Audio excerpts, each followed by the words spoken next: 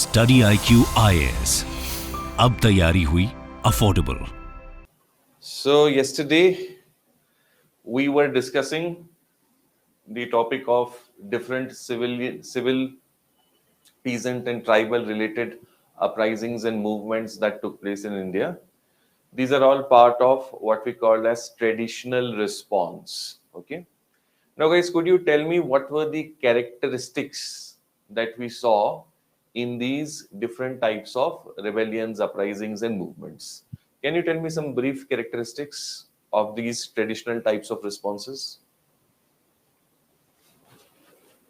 Can you tell me some characteristics in the chat box quickly? Quick points. Let us see how many of you remember the points of, and I don't want specific names of uprisings, movements, etc. What I want is some broad characteristics. Yes, Shobra, that's right. Old methods, right? Correct. Localized, local grievances. Yes, Prabhat, true. Localized. What else can we say? What is the type of leadership that we see?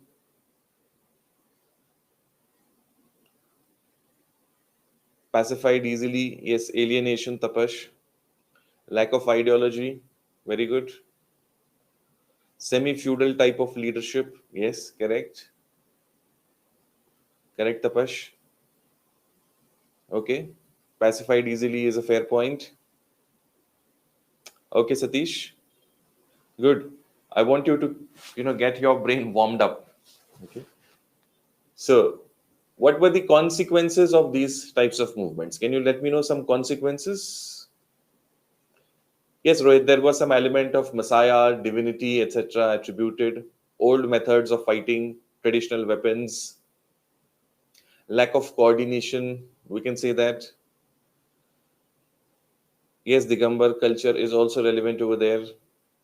Brutally suppressed. Perfect. Yes. Crown takes over. Okay, we can say that that will happen after Revolt of 1857. And Revolt of 1857, in many ways, is a culmination of several of these movements. Right. All right. Awesome. Okay. You remember quite a few of the points, and that is what is expected of you to have a broader understanding. Now, see, if you have that understanding, the points that you are sharing with me, see, how can we remember? Try to make a structure. First thing is, we go into the causes. What are the causes of it?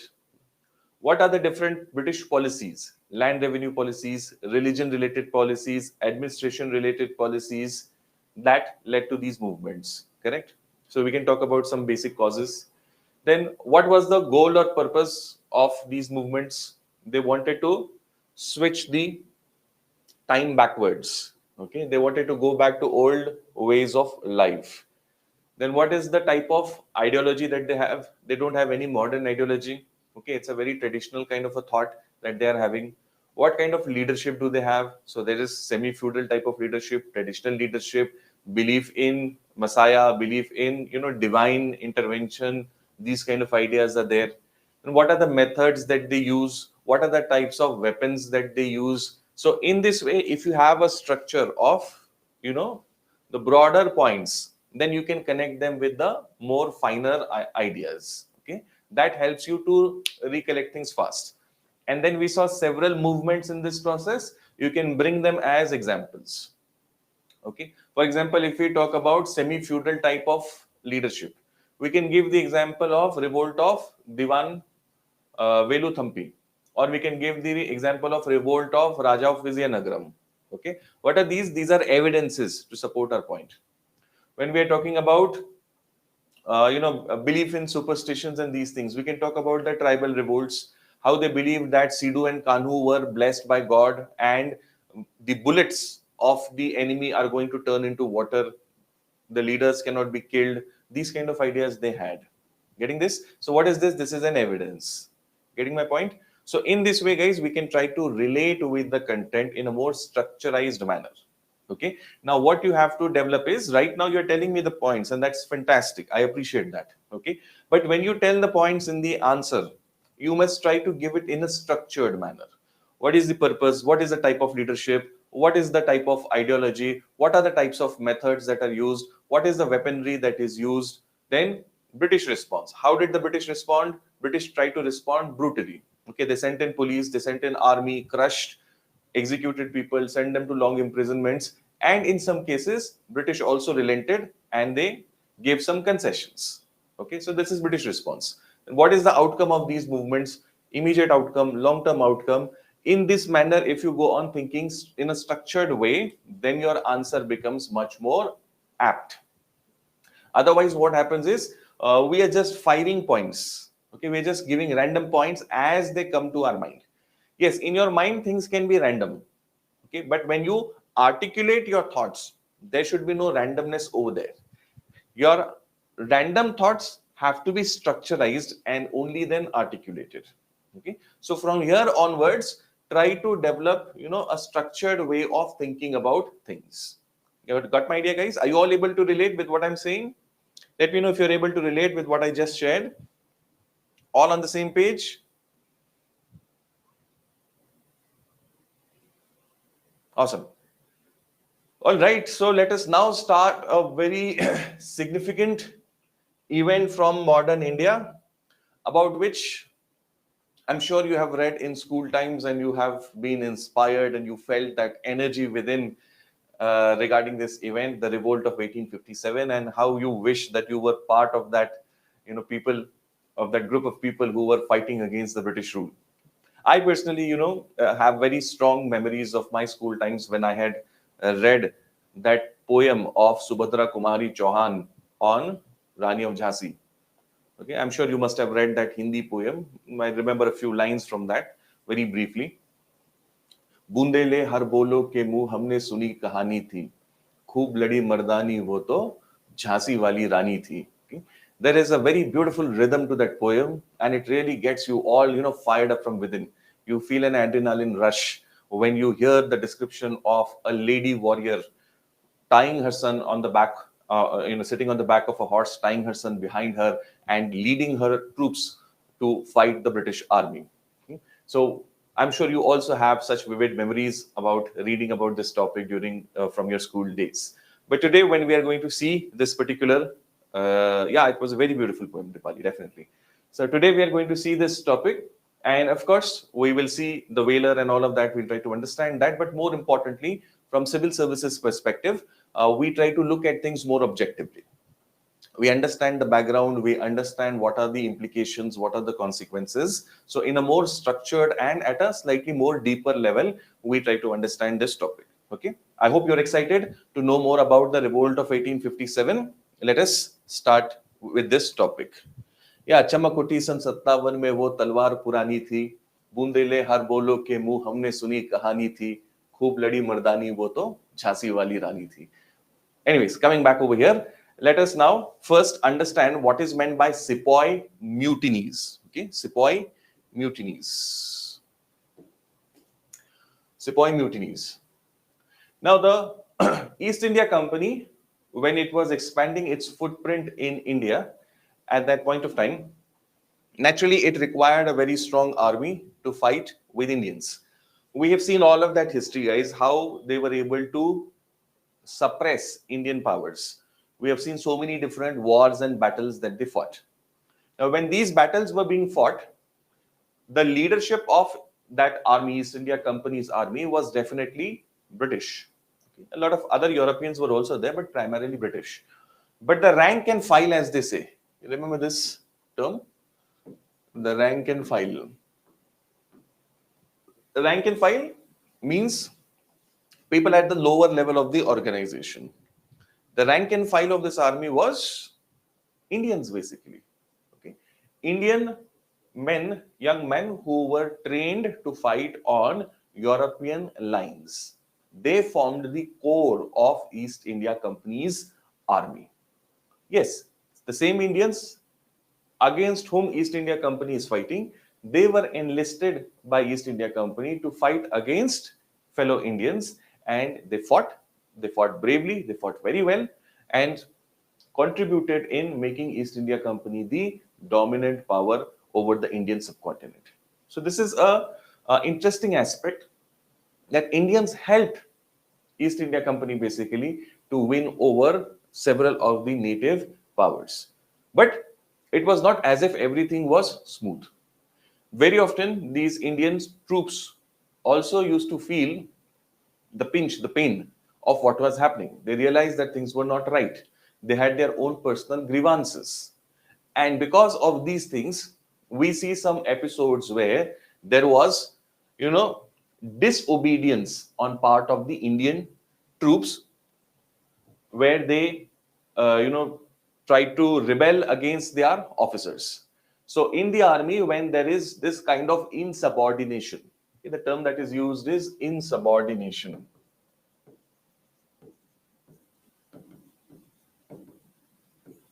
Insubordination, where your junior does not comply with the orders given. That is called as insubordination. Okay. That insubordination leads to a mutiny, where they actually then rebel against their officers in charge. So the term mutiny as such is specifically in context of military.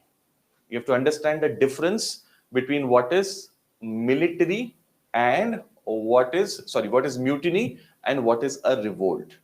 When the term mutiny is used, the very clear import is it is talking about revolt by soldiers against their superior authorities. I don't know how many of you have been part of NCC and such other organizations. In military in NCC and such other organizations, you are made to do a lot of drill. Okay, Kadam Tal, Dai Mud, Bai Mud. Okay, NDA, IMA, or any of these premier academies, when they train officers, yeah, even scouts and guides. True. C level, great, Kripashankar. That's awesome. C certificate is a very advanced level. So why are you made to do that? Because it wants to instill a sense of discipline inside of you. Okay? Once you're given an order, then you are not supposed to think. You're just supposed to comply with the order. Dae mode means dae mode. Okay? If you start applying your critical thinking over there, okay, if you start using your critical faculty over there, that whether dae mode is the right command at this point or should I do a bae mode, okay, then what will happen? Then naturally in the battlefield also you will start doing the same thing.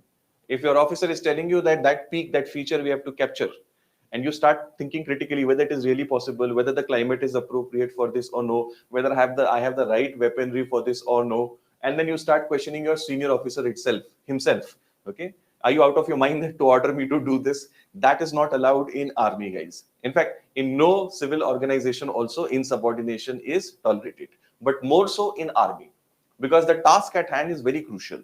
The risk involves are always going to be very high. So we need people who are disciplined to actually discharge that duty. And therefore, orders have to be complied with. Got this point? Orders have to be complied with. And when soldiers refuse to comply with orders, it is something very, very serious in case of army. It's something very serious. It is taken with the highest level of seriousness. Okay, if you refuse to comply with orders, your court martial is for sure. Okay? So mutinies are such situations where soldiers rebelled against their own officials. Throughout history, you will see, guys, whenever there was a mutinous battalion or a unit or regiment, whatever the case or scale may be, that particular unit was always court-martialed, and the ringleaders, the important leaders of it, were always hanged. Right from Roman times, you can see that.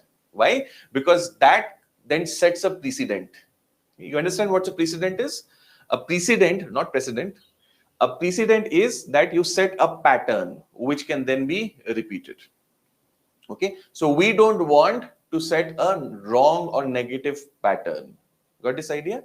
So very exemplary punishments are used in the army in such cases. Okay, coming back here, so we see many such mutinies in India even before the 1857 revolt takes place, before the mutiny in 1857 takes place. Now, why did soldiers of East India Company often do such mutinies? You might have perhaps wondered, even when I was discussing this, and during your earlier days when you were reading modern Indian history, that what on earth would have motivated Indians to join the East India Company's army?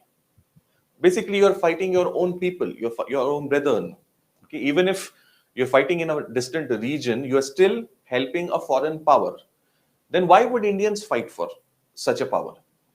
There were many reasons, guys. You have to understand this.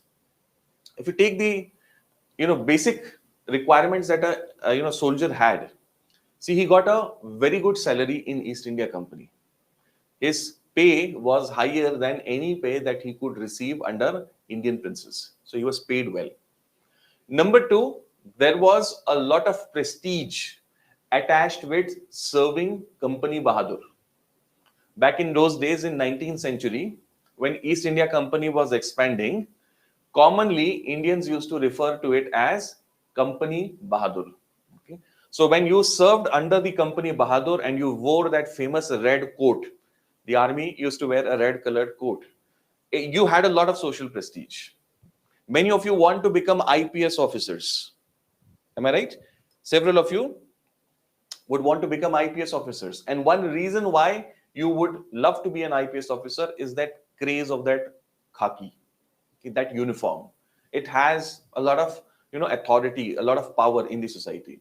There's nothing wrong with that if you have that as a sub motivation. The same thing was the case with East India Company.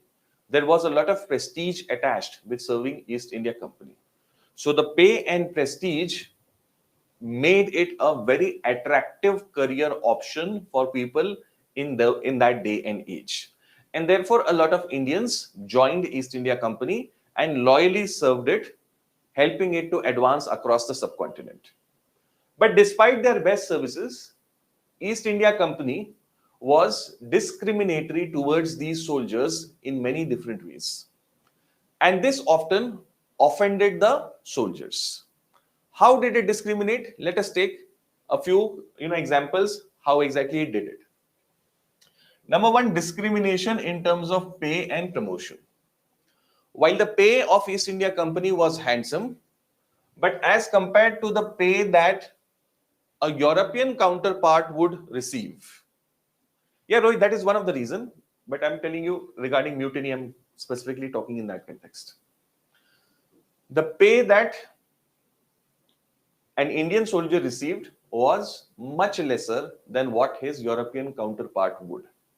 And this led to a feeling of discrimination amongst Indian troops of the East India Company. That when they are doing the same job, when they are equally skilled, talented, equally dedicated, then why should the white man have a higher pay? Similarly, in terms of promotions, also, there was a ceiling. Indians could not rise beyond the rank of Subedar. Okay, Subedar. Subedar was the rank that highest level you can come. In today's army also, we have the rank of Subedar, who is a JCO, Junior Commissioned Officer. So he is considered as a commissioned officer, but he is below the rank of those people who directly join NDA or IMA. They start at the rank of lieutenant. Okay, and a Subedar is below that, but he is considered a officer. Okay, towards the end of the career, generally speaking, a person who starts as a soldier can rise up to Subedar. Okay, in case of East India Company, the highest point any Indian, irrespective of what his talent was, what his contribution was, he could not rise above the rank of Subedar. Okay, and even after serving the company loyally for decades and being a Subedar in East India Company's services, he was still subjected to a lot of mistreatment by British officials. The British officials were racist, they were arrogant, they had poor opinion about India and Indians, and they always looked down upon these Indian troops. So constantly there was this, insult that was being hurled at the Indian troops that offended their self-respect. Refusal to pay foreign service allowance. Foreign service allowance. What is this foreign service allowance? When East India Company was expanding, it was going and fighting wars in distant areas. We've seen those histories. There was a war that was fought in Afghanistan. They fought in Burma. They fought in on the borders of Nepal. So in many distant areas, East India Company was fighting. Earlier, East India Company used to give a foreign service allowance. That see, when you're posted in a distant land, you're fighting a distant enemy, then you face a lot more hardship, and therefore you get an extra allowance for that. But in the 19th century, the East India Company stopped paying this sort of allowance, and this made the Indian soldier angry. Lack of this foreign service allowance. This was also called as bhatta. Okay. It's a word still used in Hindi. Bhatta means an allowance. Religious objections to General Service Enlistment Act that was passed in 1856. What did this act say? This act said that when you take up service under East India Company, then you will have to go wherever the company orders you to go, and that will require you to travel by sea also, not just by land, traveling by sea as well. But the Burmese war was the context. Now, to go to Burma and take over control of its coastal areas naturally required the Indians to cross the Bay of Bengal. Okay, and this was considered as offensive in terms of religious sensibilities of Indians. Many upper caste Indians believed in the religious notion that if you cross the seas, then you lose your purity, you lose your caste. And therefore, we see that many Indians had serious reservations about going and serving in such areas by sea. But the British Act, General Service Enlistment Act, made it compulsory. This term was used, Kala Pani. You must have surely heard this idea. Kala Pani, okay, used in context of the imprisonment at Andamans. So to go to Andamans, of course, in those times, the only option was that you went via ships. So that was a Kala Pani ki saza. So here again, that term Kala Pani designates what? That you travel by sea, and that leads to loss of your caste status. So this was something that was offensive for Indians. The British were arrogant. They interfered with religious practices also, and this was not liked by Indians at all. Then shared grievances with the civilian population. Ultimately, the Indian soldier was part and parcel of the Indian society. Whatever socio-economic hardships, problems, challenges the Indian society was facing, the Indian soldier could not remain aloof from that. Whatever was happening in the society was definitely going to affect the soldier also. So when the East India Company's rule expanded, guys, and it included many new areas, they started to economically exploit those areas. Now, a lot of troops came from these very same areas. The classic case being that of Awadh. You remember Awadh? Awadh was annexed in 1856. A subsidiary ally, Awadh was annexed in 1856 on grounds of misrule. And after Awadh was annexed, the same type of economic exploitation starts in Awadh also. Okay, a lot of soldiers from the Bengal army came from Awadh areas, and now firsthand they could see how exploitative, how interfering the British rule was, and this naturally affected the soldiers also who were part of that same society. Are you getting this point? You might have seen, guys, that across India we have this concept or idea of what is called as cantonments. Military cantonments. A lot of people use the word cant for that, short form. Okay, cant. This idea of cantonment, on a side note, I'm sharing this, guys, with you. This idea of cantonment was developed by Britishers. Why did they bring this idea of cantonment? Because they wanted to isolate the British Indian army from the local society. They wanted to cut them off. So what do? We have land parcels where we build all the facilities, accommodation, school, hospital, etc., so that the soldiers who are living over here, the officers and soldiers, they have very minimal interaction with the rest of the society. Okay, there is no direct organic linkage. So if the society develops some anger, the soldiers to at least a great extent will remain aloof of it. This was the concept of cantonments, and we have continued that during even after independence. Recently, if you would have been if you're reading newspapers, you would know that the current government wants to do away with this idea of cantonment. So a lot of prime real estate in major Indian cities like Delhi, you take the case of Pune, you have Sikandrabad, there are many places in India, Chennai.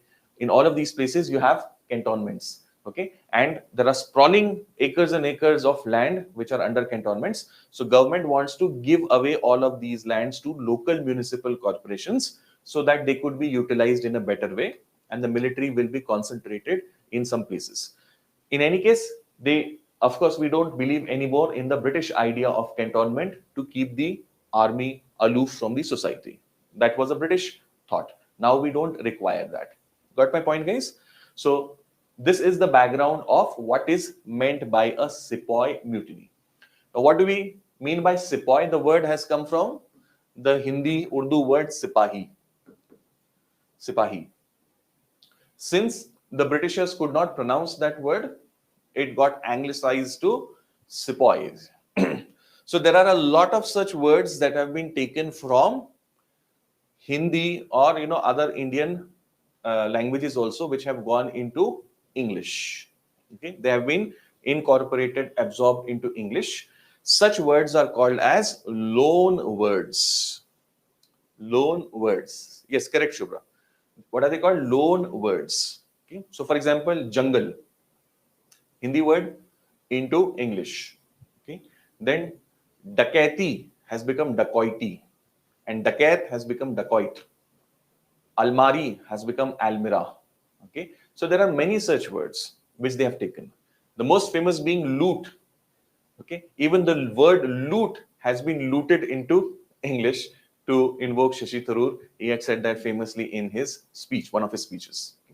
So many such sepoy mutinies take place in India before the revolt of 1857. Yes, Pandits, Gurus, okay, all of these words. Bengal mutiny, 1764, as early as 1764, and this involved European soldiers actually. Then after that, Vellore mutiny, 1806. Vellore mutiny was connected with many things, and amongst them also was the treatment given to Tipu Sultan's family. They were kept in Vellore. After the defeat in 1799, his family was kept in Vellore. Then after this, 1824, 1825, 1838, in this manner, we see many different mutinies. I just wanted to make you understand what is meant by mutinies. Now, this begs the question then, yeah, Gunda, there's a Gunda Act also. Yes, that's also a good example. So let us now then see comparatively what is a mutiny and what is a revolt. You've understood what is meant by mutiny. Now then, what is a revolt? Revolt is a rebellion of people against established authority and power. That is revolt. What is mutiny? Mutiny is collective disobedience of rules, regulations by armed forces. That is called as mutiny. Okay. What is revolt of 1857 then? Yes, it has a very strong element of civilian population. That is why we call it as revolt of 1857. But it started out first as a mutiny of sepoys. It was the sepoys who first rebelled against East India Company. They fought back their officials, and then that gave a lot of heart to the civilians. And then civilians responded on a much bigger scale. So in this manner, guys, we see that revolt of 1857 has elements of both. Primarily a revolt, but started out with a mutiny. I hope you understood the context, guys, thus far. Were you all able to relate with it? Let me know quickly. Everybody? Awesome. Great. So who were the people who fought in revolt of 1857? First and foremost were, of course, the sepoys. Okay, we know all that. Mangal Pandey bravely rejected to or refused to follow the orders of his superior, and he killed one of his superior and also injured some others, and from that point onwards this particular mutiny starts. Second is erstwhile ruling class, the nawabs, kings, queens, all of these people. So we had Rani Lakshmi Bai, we had Nana Sahib Peshwa in Kanpur, then we had Bahadur Shah Zafar, then the family of Nawab of Awadh that was also participating. So erstwhile ruling elites were also part of this revolt. Then came the zamindars and talukdars. Zamindars and talukdars, what are these? These are basically the same hereditary officials who discharge the role of collecting revenue on behalf of the state. Now these revenue officials, zamindars and talukdars, what had happened with them was zamindars and talukdars had they had to face a lot of challenges because of new British policies. Like for example, we have seen the permanent settlement. This permanent settlement had made the zamindar absolute owner, but with that came the sunset clause. You remember that sunset clause? You remember that sunset clause? What was that sunset clause? Can you let me know in the chat box? What was it about? Okay. If the zamindar failed to comply with the sunset law, then his zamindari rights were auctioned off. Okay. Those rights were auctioned off because of this sunset law. So many of these zamindars and talukdars. Who are talukdars? Talukdars are also big zamindars. Okay. It's just the scale that is different. The entity is the same. Yes, Shubhra, Shreya, correct. Okay. Then when these people start, so first it starts with sepoys, then ruling elite join in, below them social elites join in. When social elites are also there, then civilians and peasants find it encouraging that they should also join the revolt. Okay. See, when you see that people higher above you are doing something, then you also gather courage to do it. Okay, it's difficult to do something when people higher above you in the hierarchy, they are not doing something. Okay, so civilians and peasants, they join in because the elites, the zamindars, the talukdars, the nawabs, kings, etc., all of these people have rebelled. So civilians and peasants also throw their lot in this revolt. Another very significant contribution was clerics of Muslim community. The clerics of Muslim community were very staunchly against the rule of East India Company because the influence of a lot of Muslim rulers had been extinguished by East India Company. And that naturally had an impact on the clerics as well as the overall Muslim community also. So we see many clerics of Muslim community, they will also join in this revolt of 1857. So much so that a contemporary British authority will say that this was a Musalman conspiracy. Revolt of 1857 was a Musalman conspiracy. We don't agree with that view. That was not the case. But then the level of involvement is what I'm trying to emphasize over here. So these are the sections that participated in this revolt. Now let us get into the causes of the revolt. Yeah, Monica, you're right. Causes of the revolt. Now, there are something called as the long-term causes and immediate causes. Immediate causes is something that triggers an event. But to trigger that event, there is a long-standing list of grievances. Okay? These grievances are triggered by something immediate. There's a famous couplet in Urdu. The शायर says, the poet says, वक्त करता है परवरिश बरसों, वक्त करता है परवरिश बरसों, हादसा यूं ही अचानक नहीं होता. Okay, time nourishes over the long time, over a long period. Okay? Accidents do not happen all of a sudden. It takes a lot of build up before something actually takes place. So we have to understand both. We have to understand the immediate cause as well as we have to understand the long term causes of it. Okay, I hope you got this, guys. Right? So let us see what were the immediate causes and then we will go into background and see the long term causes. What were the immediate causes? First issue was that of the cartridge. Now, what was the issue regarding cartridge? You know that basically East India Company had introduced a new rifle by the name Enfield rifle. That Enfield rifle had a different type of a cartridge. That cartridge, kartus as it is called in Hindi, that cartridge had a case which had to be bitten off. Okay? And then the bullet could be loaded in that rifle and then fired. Okay? Now that cartridge was supposed to have been made, or at least there was a rumor that it was made of fats of cows and pigs. Cows being holy to Hindus and pigs being profane to Muslims, it was unimaginable for Hindu and Muslim soldiers to actually bite off that with their mouth. Okay, it was impossible for them to even imagine doing something of that sort. But this was not taken up seriously by East India Company. Indian soldiers complained about this. That see, we are hearing that cartridge is made of these kind of stuff, and we can't do it because it's against our religion. But East India Company by this time had become very arrogant. They had already established their power across the country. This is 1857 now, guys. So you can imagine what their status of power was in the subcontinent. And they were not ready to change a big, administrative, or you can say operational decision to accommodate the religious sensitivity of Indian troops. Indian troops did not like this. Second was another rumor regarding atta, flour. It was said again that this atta is mixed with bone dust of these same animals. So you were consuming that.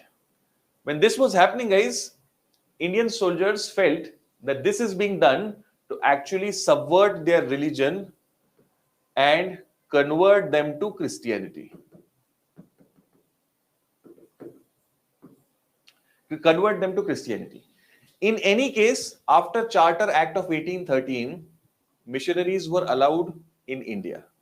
Furthermore, missionaries were also allowed to go about in military camps and talk to soldiers, try to have discussions with them.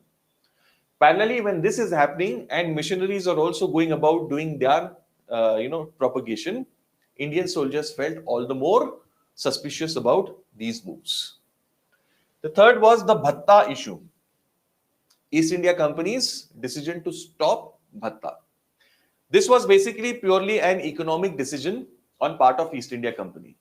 It was not to offend Indians in any way, but the costs of war had escalated. The scale was very high, and therefore they did not find any reason why they should pay the bhatta to Indian troops. For all these reasons, Indian troops were offended and they mutinied against the East India Company. Okay, this is the immediate cause. Now, after this, we have to see the long-term causes. The good thing about history, guys, is whenever you go into causes and consequences, largely it is very much these same type of ideas that will come. There will be some political causes, there will be some social causes, there will be some economic causes, so on and so forth. So it's very much the same kind of structure that we have when it comes to history-related content. So that makes things easy for us. Got this, guys? Now let us go into specific political causes. Now please note, guys, that since we have discussed at great length the history of modern India up to this point, many of these ideas are already well known to you. So it will be a repetition of sort. Okay. Nevertheless, it is very important. So we will try to quickly take an overview of all of this. All right. Let us now see what were the political causes of revolt of 1857. Political causes. First in that is policy of effective control. Policy of effective control. What is meant by this? Lord Dalhousie. You remember we met him? Do you remember we met him when we were young a few days ago? Lord Dalhousie wanted to have effective control of the British over India. And for that purpose, he was using several different types of devices. He used war wherever required, for example, Punjab War.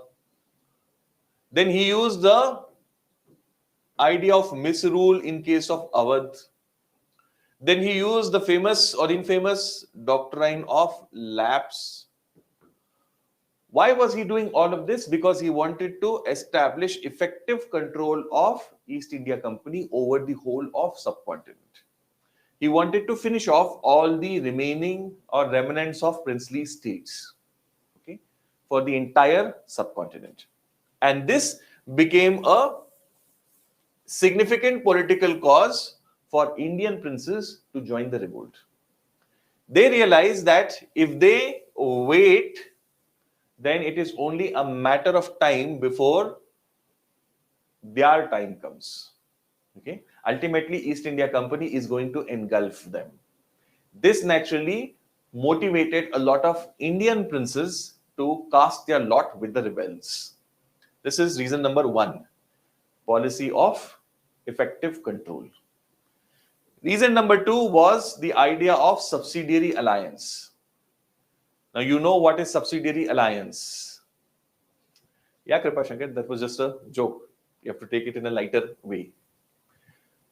What is subsidiary alliance? You know the points. Anyways, let's see in the chat box how many of you remember the key points of subsidiary alliance. Since it's a very important idea, guys, I will rather wait for you to share the points of subsidiary alliance.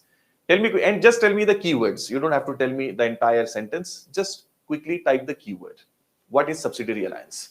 So I'll come to it after you have shared the points with me here in the chat box.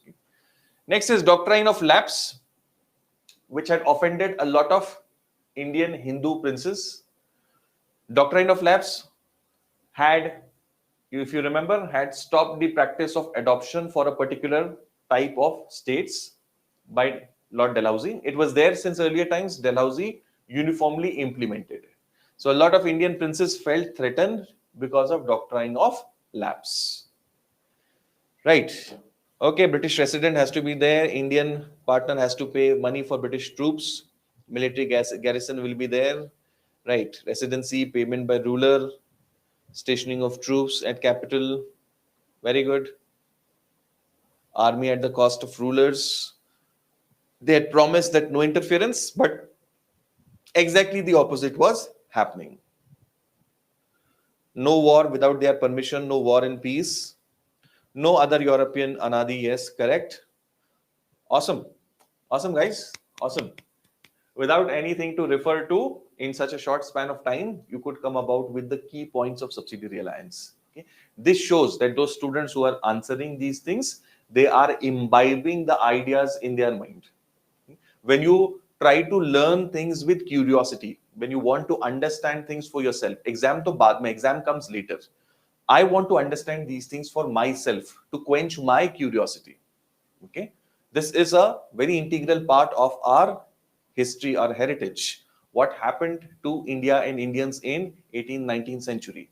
I have a genuine drive to understand it. When you have that drive, then you are able to imbibe things very easily. Then the questions exam, it becomes a formality. If you do it by rote learning, just cramming up things, then it becomes difficult, guys. It becomes boring, tedious. Awesome. I'm very happy that you all are able to remember the key points. That's really awesome, guys. Okay. Extinction of native Indian states. Many Indian states were extinct. For example, the rule of Peshwa was extinct, and Nana Sahib Peshwa was pensioned off. He was sent to Kanpur, Bithur, which is near Kanpur. Okay. So many Indian princes who had lost their rule, their perks, their privileges, they also joined the revolt.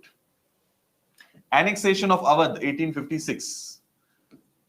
Now, there was absolutely no reason why East India Company should annex Awadh. The Nawab of Awadh had been a sort of a subsidiary ally from 1765, almost a century or so. Almost, you can say. Now, despite this association with East India Company, despite always complying with the exorbitant demands of East India Company and its officials, the Nawab of Awadh met this fate. And it was one of the powerful, you can say, successor states of the Mughals. When the Nawab of Awadh was annexed, people felt that if all of this loyalty to East India Company cannot guarantee continuation of rule, then we might as well fight it out and see what happens. As we say in Hindi, up to Arya par. Okay? Either this way or that way. Let's finish off this business once and for all.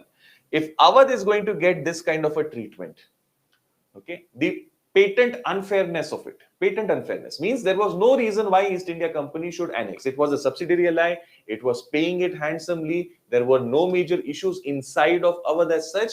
Just giving an alibi of misrule, Awadh was annexed. So all other princes also realized that East India Company has all the means to annex them whenever it so wishes, and it's only a matter of time before they do it to each one of the Indian princes. So this was another major political cause. All right. Then treatment given to Bahadur Shah Zafar and other Indian princes. During these times, medieval, early modern times, guys, the prince, the ruling elite of that particular kingdom empire, was the embodiment of people's respect. When that ruler is maltreated, it is as if the entire population is insulted, because he represents the people.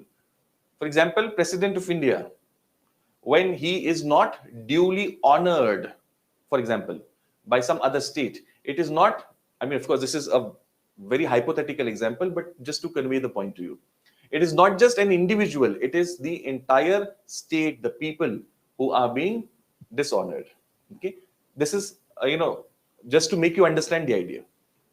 I remember one story that an Indian politician had shared about Mrs. Indira Gandhi. I'll just briefly share that story with you to convey this idea. During those Cold War days, India and USSR were very close to each other. We were very good friends. Even today, Russia and India are good friends, but nowhere that we used to be during those years. So this politician related the story that once Mrs. Gandhi had been to USSR for a state visit, and there on the airport, she was received by a junior minister. Mrs. Gandhi is the Prime Minister of India, and when she goes abroad, she expects that either the Prime Minister of that state should receive her, or at least a very senior colleague of the Prime Minister should receive her. So that is the protocol, that you give that same level of treatment. But when you send a very junior minister, then it is in a way not appropriate, diplomatically speaking. So Mrs. Gandhi did not like this idea, and she drove directly to the Indian embassy there. Okay. Typically, around the Indian embassy, you also have the staff and all the people residing in that complex. Okay.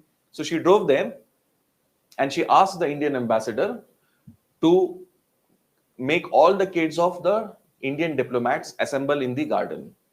Generally, what happens is when the Prime Minister or a very high level functionary is visiting, so the Indian families, they are also involved in that welcome and all of that stuff. Okay? Because it's very rare that it's not often that the Prime Minister or a very top official is going to come. So whenever that happens, that particular community of Indian diplomats, their families, etc., they are all part of that function of welcome and all of that. So she asked all the kids to assemble in the garden, and she started to interact, trying to know about them, what they're studying, and played with them for some time. Now, parallelly, the government of USSR, they had some official function, and they were waiting for Mrs. Gandhi to arrive. And here Mrs. Gandhi was, interacting with kids of Indian diplomats. This obviously news reached their office, and they understood that she had not liked the idea that she was received by a minister much lower in the rank, a very junior minister. And she is later supposed to have said that this was not about her personally. It was the respect of India. Okay. By sending a junior minister, they were undervaluing the friendship of India. This was not appropriate. This was not about her personally. It was about the state. Got the idea, guys? Are you getting the story that I'm sharing with you? Are you able to relate with what I'm trying to share? The same thing is with the maltreatment of Indian rulers during those times. Okay. Now, let me just give you a rider over here. This story was shared by a politician from Maharashtra, Mr. Sharad Pawar. You might have obviously read about him, chief of NCP. Right now, a lot of crisis is going on. So, in his book and in some of his interviews, he has narrated this story, and he said how Mrs. Gandhi rightly asserted the importance of India, that you cannot take us for granted like this. You have to give us the due respect as a equal friend. And to the credit of Russians also, they realized it and they made amends for that also, to their credit. Okay. Fine. Then suspension or reduction of pensions of some of the Indian rulers. Nana Sahib Peshwa, Rani Jindan, okay, Rani Lakshmi Bai, all of these people had this grudge. Yeah, Kripa Shankar. And it's also about that diplomatic status. It's warmth and all of that is, of course, there. But apart from that, it also, in a way, subtly tells you, what importance you attach to the other country. What is your status in their eyes? Okay, that is also conveyed through it. Diplomacy is a very fine art. You choose words, events, optics in such a manner that you say a lot without saying. Okay, your silence also speaks a lot. Okay, this is the beauty and challenge of diplomacy. Okay, lastly, humiliation of being subjected to a foreign rule. Okay, all of these were significant political causes that led to revolt of 1857. Now, I want you to take 30 seconds and quickly read through all of these points. Since all of this is coming as you can say extract of what we have discussed over last several lectures, so I'm not repeating a lot of stuff. Okay, I'm sure you're all able to understand and relate with this. Take 30 seconds and quickly read through these points. All right. Okay, now after having seen the political causes, now let us see the economic causes of the revolt of 1857. What were the economic causes? The economic hardship that was imposed upon Indians because of British policies became significant economic cause. What were some significant policies? The three land revenue settlements, the major three settlements: permanent settlement, Rayotwari settlement, and Mahalwari settlement. We have seen these settlements in quite detail, guys. All of these settlements were exploitative to Indians. They had imposed high land revenue demand. The assessment used to be high, which means the government idea of what is the revenue potential of that land, that itself was high. The base was always high. And based on that, the farmer or the peasant was supposed to pay the rent and the zamindar was supposed to pay the revenue. Now, this naturally led to economic ruin of the peasantry. A lot of pressure on the zamindars also in permanent settlement areas. Okay, so land revenue settlements became a major economic reason. You have seen, guys, in our last lecture how land revenue settlement systems completely altered the economic fabric of the country. Earlier, the zamindar was a right holder. He was not the absolute owner of the land. But now he became absolute owner, and because of that, farmer was transformed into peasant. He becomes a tenant of the zamindar. So with one stroke of pen, Lord Cornwallis transformed lakhs of people into tenants and several thousand people into zamindars. It altered the relationship between these people. The relationship completely and drastically changed. In tribal areas, this made an even bigger dent. We saw yesterday tribal areas believed in collective ownership of land. But what are the British introducing? They are introducing absolute ownership of land, individual ownership of land. that completely was, it was totally antithetical to their way of life. Naturally, it led to economic disruption for Indians. Alienation of peasant. Okay. Now the peasant is just a tenant and he can be kicked out at any point whenever the zamindar so wishes. Constantly there was transfer of land therefore.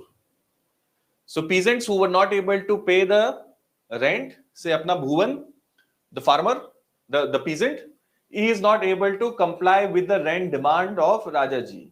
So what will Rajaji say? See, I have to pay to the East India Company, boss. If you are not able to pay, then how will I pay the land revenue to East India Company?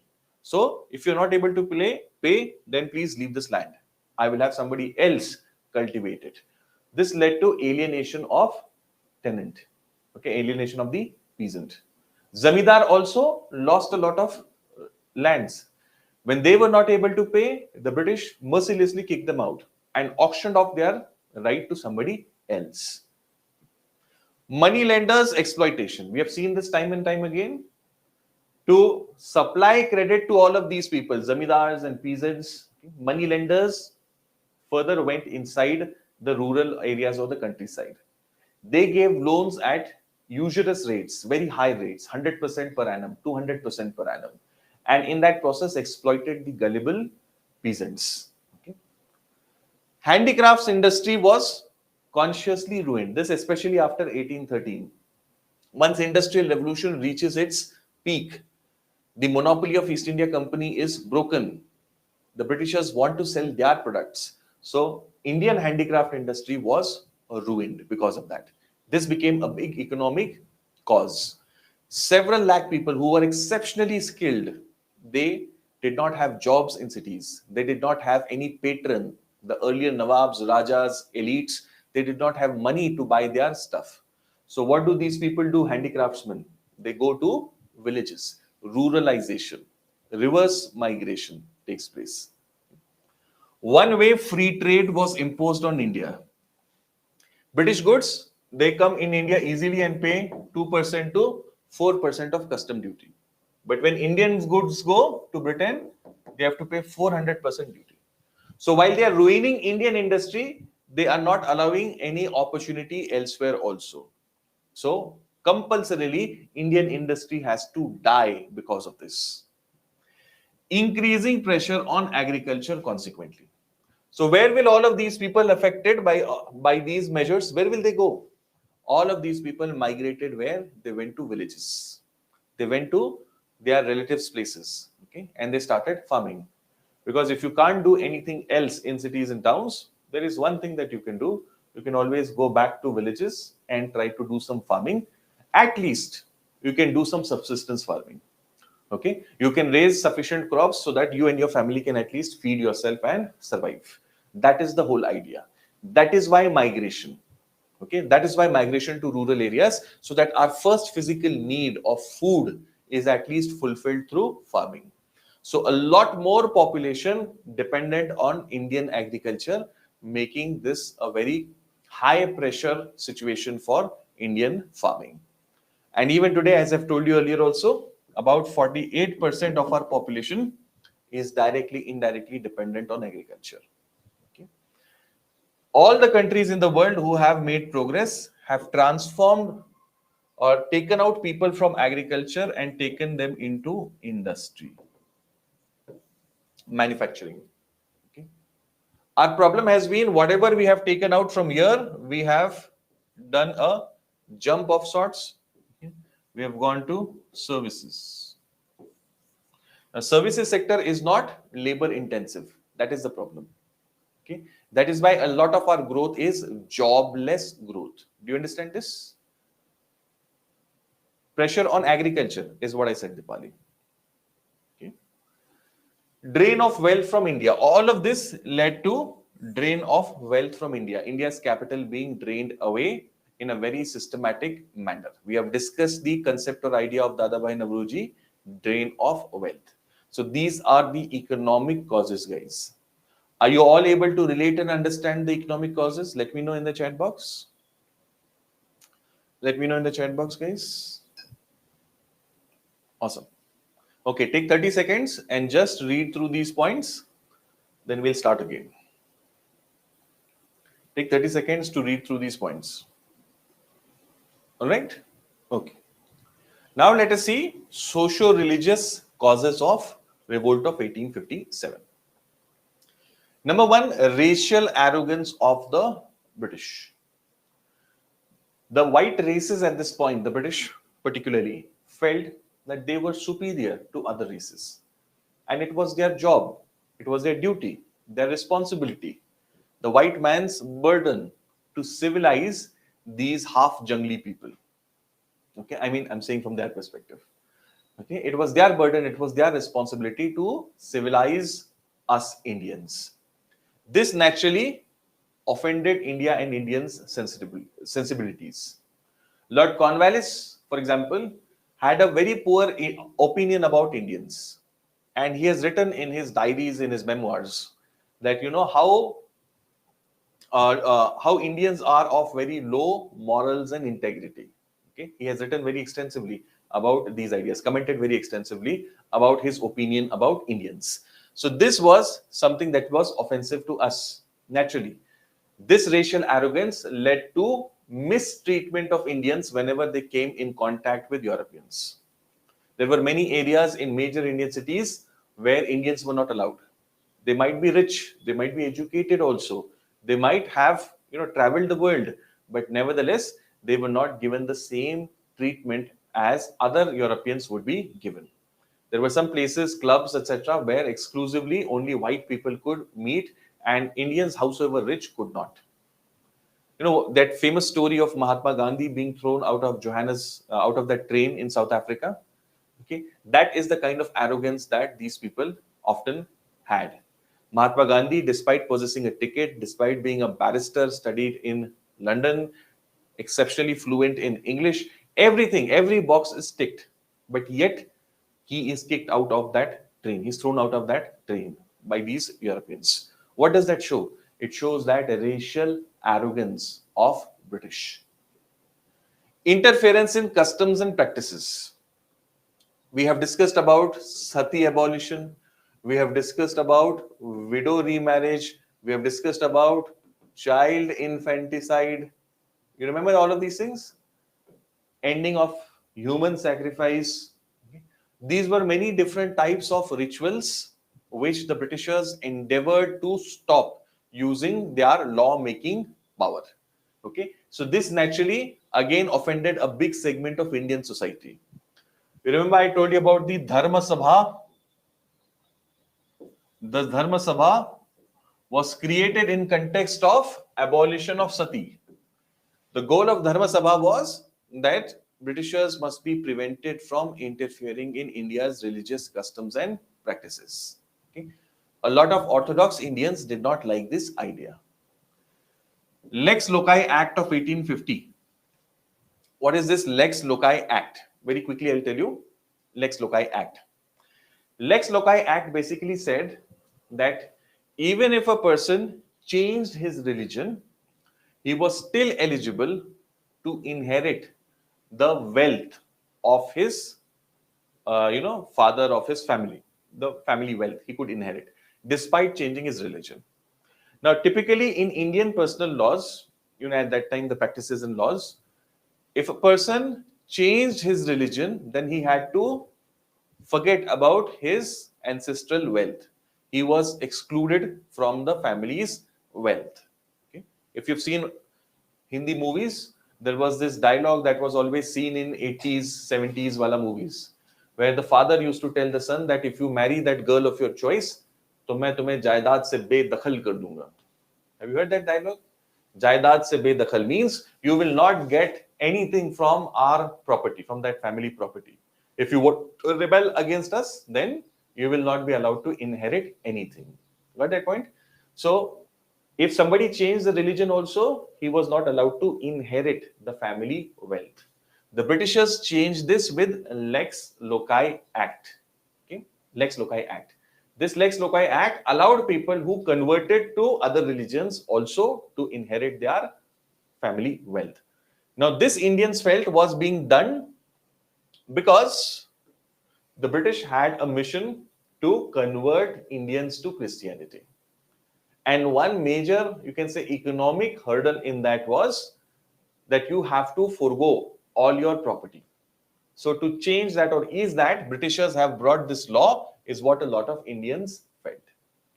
Same was the case with social reforms.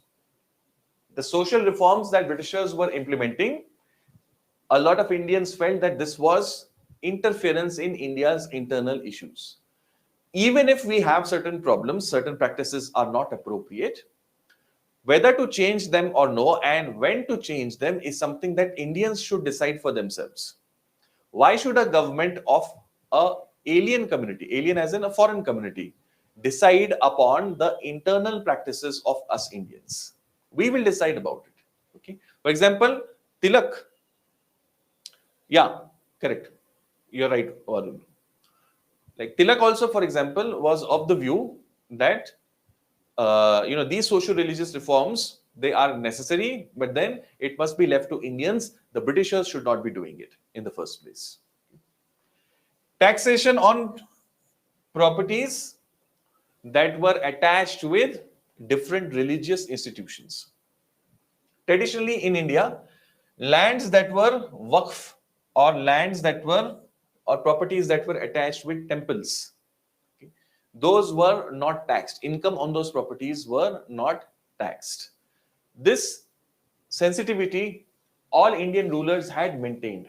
They used to not tax income of religious institution. Like in ancient as well as medieval times, we see the temple was not just a place of worship, guys. You have to understand this. It was not just a place of worship. It was a place where the economic center of gravity of that village or town existed. Many towns and villages developed because of some important temple. Okay, that temple had a lot of endowment, a lot of land. It was into money lending. It was into investing money in business. So temple was an economic activity. Similarly, in Muslims also, many religious institutions were given lands as inams, as gifts. Okay, many people devoted or dedicated their property for some religious purpose. Like I have a big building, I will make this building or convert this into a madrasa, okay, where Quran and Hadith will be taught. So I relinquish my right on that building and allow it to become a madrasa. Okay, I give that madrasa a land parcel also, so that the income from that land can be used for running the madrasa. Now, that land which I have attached with the madrasa, the income coming from that land will not be taxed. This was the idea during ancient and medieval times. But the Britishers were very sure that irrespective of who the assessee is, okay, to use today's income tax terms, who the assessee is, it has to, he or she or it has to pay taxes. So temples and waqf properties also were now taxed by Britishers, and this Indians could just not accept. Okay, this was completely against the traditional practice of Indians. These are the many socio-religious reasons why Indians revolted in 1857. Okay, just have a quick look at these points, guys, and then we'll go into it. We'll go further ahead. Fine? All right. So we saw socio-religious causes, we saw political and economic causes. Now let us see specific military causes. Why did the soldiers rebel? Okay. Some points we've already seen. Let us compile all together and see this. First, religious interference. Interference in practices of religion. The East India Company told Indian soldiers that you are not allowed to wear markers of your religion. Okay, any marker that prominently displays your religion. See, army always has uniforms, and this concept of uniforms has come from ancient times. Militaries all world over, they had some sense of some sort of uniforms. The idea uniform, see the word itself. What does it want to do? What does it want to highlight? That there should be complete uniformity. Okay, but if in a unit there is a person who belongs to X faith and Y faith, and X and Y fellow, they wear their religious markers on their uniform, okay, on their body, on their uniform, then naturally that uniformity is broken. Okay, you have differences. And the Britishers did not want those differences to stand out. They wanted everybody to blend in perfectly. And therefore, they told Indian soldiers that you are not allowed to wear markers of your religion. Like, for example, somebody is wearing a kada, somebody is sporting a long beard. Okay. So, what are all of these? These are markers of your religion. They said your religion is your private affair. When you are in the service, when you are uniformed, then you should not in any way reveal any other identity except that you are a soldier. Okay, that was the idea. So in many such ways, Britishers used to interfere in religious practices of Indians. Second is racial arrogance. We've already seen that, how Indian soldiers were discriminated, insulted. Third, they were paid less as compared to their foreign counterparts. Yes, even at the lowest level, Sipahi level also, there were British soldiers as well. But their proportion was always very less. They were generally less than 25 to 20%. Okay, in that range. Majority were Indian soldiers. But even then, Indian soldiers were paid less as compared to foreign soldiers. Limited opportunity for promotion. I told you, not higher than Subedar. Serve away from home. Britishers fought in Afghanistan, they fought in Burma, they fought in Sindh, they fought in Nepal. Okay, they had skirmishes with the Bhutanese also. So in very distant, difficult terrains, Indian soldiers had to fight. Bhatta or allowance was stopped. Free postage. Significant point here, guys. Free postage was also stopped. If you've seen, again, I draw a lot of examples from movies because we all are able to relate with them much more easily. If you've seen any war movie of, war based in 19th, 20th century or earlier, you will see that there is this concept of chitti, or, a letter coming from home, the family writing to the soldier on the battlefront that, how your son is doing very well in studies and how your daughter is an exceptionally good dancer. The wife conveys that, and the husband also writes back and says how his life is at the battlefront. So we are all human beings. Emotions matter. People in uniforms, they are also, human beings. They also have emotions. They also have families. So they need to connect with, their families back home. And the Britishers understood this initially and used to allow free postage. You could send letters back to your family and stay connected with them. That was free postage service that they provided to soldiers. See, they're serving in such distant areas, na? Afghanistan, Burma, etc. And once you go to these areas, you won't be coming back for a good 2-3 years maybe. Okay, so naturally, you need to have some connect with your family. That's the only way you can also remain sane. Now, war is a stressful situation. You don't know whether you will see the next morning's light. It's a very difficult situation. And when you have all of that stress, you have, the least that can be done for you is to at least have you connected with your family, where you, can share things with them, know what is happening over there. That gives you some sort of a solace within. Britishers allowed that initially, but then stopped the free postage also.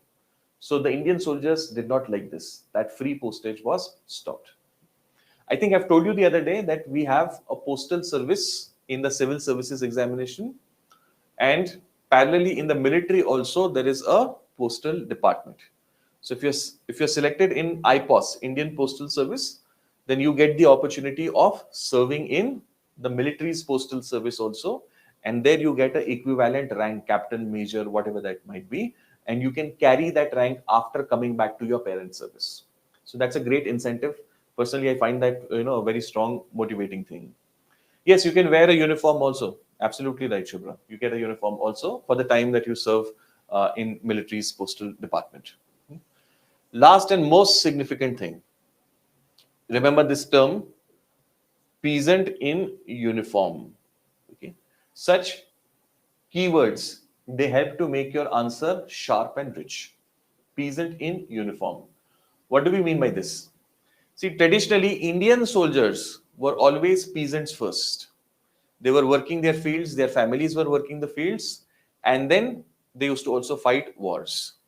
When East India Company came in, they had professional soldiers, but ultimately their families were still from the peasantry. Even today, if you see Indian Army, if you see the infantry, an overwhelming majority of India's rank and file the soldiers, they come from basically peasant backgrounds. And when the peasants overall are hurt, it naturally affects those in uniform also, because they come from that same social milieu.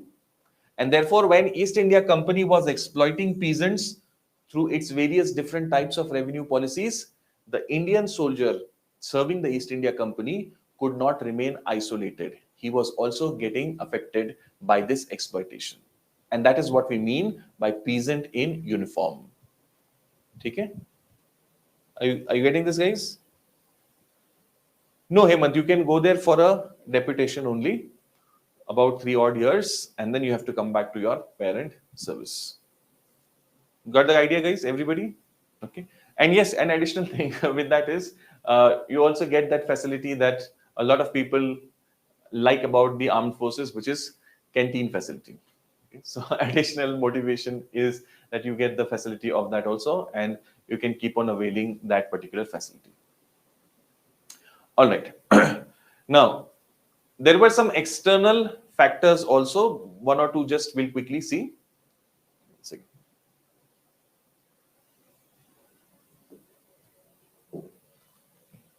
The Crimean War.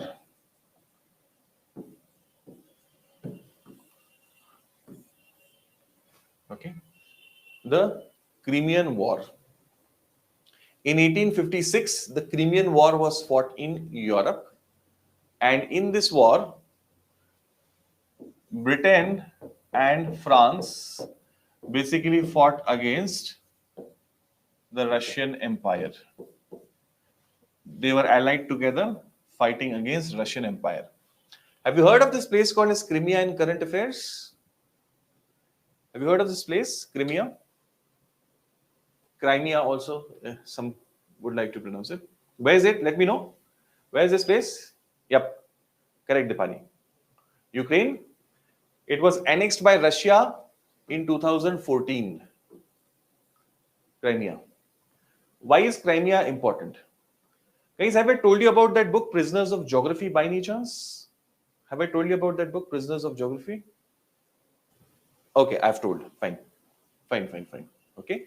So this area called as Crimea, it's there in the Black Sea. Okay. Whoever has control of Crimea, Crimea, there is a port called as Sevastopol. I want you all to see the map today in Atlas. Sevastopol. Okay. Whoever has Crimea has Sevastopol, and whoever has Sevastopol has a strong control on the Black Sea. Okay. And whoever has control on Black Sea is going to get access to the Bosporus and Dardanelles Straits. Bosporus and Dardanelles Straits. Whoever gets access to Bosporus and Dardanelles Straits from there can go on to the Mediterranean Sea. Mediterranean Sea. And Mediterranean Sea was like the international waterway for trade at that time. So Russians wanted access to Mediterranean Sea. For that, Crimea is important. If you have Crimea, you have Sevastopol. If you have Sevastopol, you have access to Black Sea. If you have control over Black Sea, then you get control over these straits. And when you have these straits, you get access to Mediterranean Sea, and there you can have control or at least participation in international trade, and all other things that go with it. Okay, so that's why Russia wanted to take control of Crimea.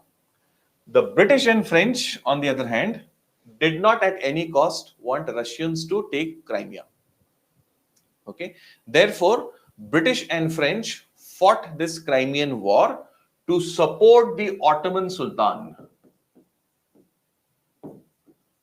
Ottoman Sultan, who was ruling over this area of Crimea. Okay.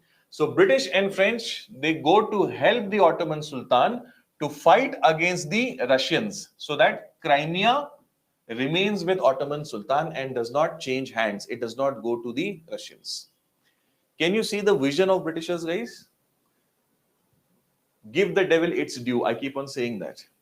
The British knew all of this, and they knew once Russia has Crimea, then its access towards Mediterranean Sea is only a matter of time. Okay, so Britishers did not want Russia to get access to Crimea at all, and therefore they allied with Ottoman Sultan to support him to fight against Russians and defend Crimea. Okay, so when Britishers were fighting in Crimea, they had to initially suffer a lot of reverses and defeats. Okay, and in one of the famous battles, and this is completely on a side note, out of just interest, I'm indulging with this. Okay, in one of the famous battles, an entire brigade of the British army was wiped out by the Russian artillery. So this international event, it became a big news that the Britishers were in this particular battle wiped out by the Russian artillery, and that gave a lot of heart to Indian soldiers. See, the Britishers are not invincible. They can be defeated. Before this, the Anglo-Afghan wars. In the first Anglo-Afghan war, we have seen that several thousand British soldiers were killed by the Afghan tribes. The people in India took heart from this event also, that if Afghans can do it, then Indians, we are much more numerous, then definitely Indians can also defeat the Britishers. So such external events, whether it is Crimean War, whether it is Anglo-Afghan War, that also had an impact on this particular revolt of 1857. Got the point, guys? Everybody understood this? Yes, no, can't say? Great. Okay. All right. Now, immediate cause. We have seen the immediate cause already. The greased cartridges were offensive to Indians. East India Company was not sensitive about these facts, and they said, no, you have to follow orders. Sepoys, therefore, in Barakpur, they mutinied. Behrampur, Barakpur, and then later Meerut.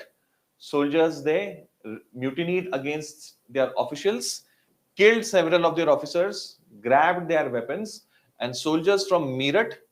Meerut is very close to Delhi. By the way, those of you who have not seen it on map, from Meerut, these soldiers directly made a dash to Delhi. Okay, and on 10th of May 1857, 10th of May 1857, they were knocking very hard on the doors of the Red Fort. The Mughal puppet emperor, or king we should say now, Bahadur Shah Zafar, was woken up from his sleep early in the morning and informed that those people who are making all the noises, commotion on the Red Fort's gate are soldiers of East India Company who have mutinied against their army, and now they want to start a rebellion, and they want you to be the leader of that rebellion. Bahadur Shah Zafar was first of all taken completely back, because he did not expect something of this sort would ever happen. He had reconciled to his fate that he is just a titular ruler. His days are numbered because he was a very old man by that time. And after him, even that sham of a Mughal crown was going to be ended. Bahadur Shah Zafar was told that after his death, they will have to even vacate the Red Fort. All that remained with the Mughals was the Red Fort. That's all. And Bahadur Shah Zafar was told that after your death, your sons, they will have to vacate that property and go to a smaller mansion in southern part of Delhi, near Qutub Minar. Okay, a much more humble place where your family will live after you. The Red Fort also they have to leave. So Bahadur Shah Zafar is then convinced that there is an opportunity, that who knows, we may be able to again give a tough challenge to East India Company and alter the course of history. He takes upon the leadership of these rebels, and that is what is going to give a completely new twist to this mutiny of soldiers. It started out as a mutiny, but by making Bahadur Shah Zafar as their leader, they transformed the nature of this mutiny into a political rebellion. A mutineer does not have any sympathy, guys. I told you, mutiny is suppressed very brutally. The leaders are always hanged, and the ring soldiers are, and the others are disbanded. Whenever there is a mutiny in a particular battalion, in a unit, that entire unit is disbanded. Everybody is told either you will be sent to the gallows if you were leading, or if you were not leading but you were there in that unit, then you will be sent home. Okay, you are dismissed from the service, because armies don't want to have that legacy of mutiny at any cost. It will never be allowed to continue ahead. So these soldiers knew what their fate was. Most likely they will be caught and then hanged by East India Company. So they desperately want to ensure that East India Company is defeated, not just as a mutiny, but as a political rebellion. And therefore, Bahadur Shah Zafar is made the leader. Okay. Mughal crown still represented that political unity of overall Indians. The Mughal crown still had the prestige of being the sovereign of the country once upon a time. Even if now it is East India Company, that legacy was still there, and therefore Bahadur Shah Zafar was made as the leader. Did you all get the history of Revolt of 1857 till here, guys? Were you all able to understand this? Okay. So this is how a mutiny was transformed into a political rebellion. All right. Fine. So we'll take a break now of 5 minutes sharp, and then we will resume our discussion. We will see how the Britishers were able to overcome and what was the significance and contribution of this revolt. And then subsequently, we will see the Government of India Act of 1858, the changes that were brought about, the Queen's Proclamation, and the Council Act of 1861. So some very important points coming up. Take a quick break of 5 minutes, and then we will reassemble and continue. Shall we resume now? Okay, great. So the revolt is started by first the sepoys, and then sepoys make Bahadur Shah Zafar as the leader, and that in a way provides legitimacy to the revolt. Subsequently, what do we see? This creates a liberation from the fear of Britishers in the minds of common Indians.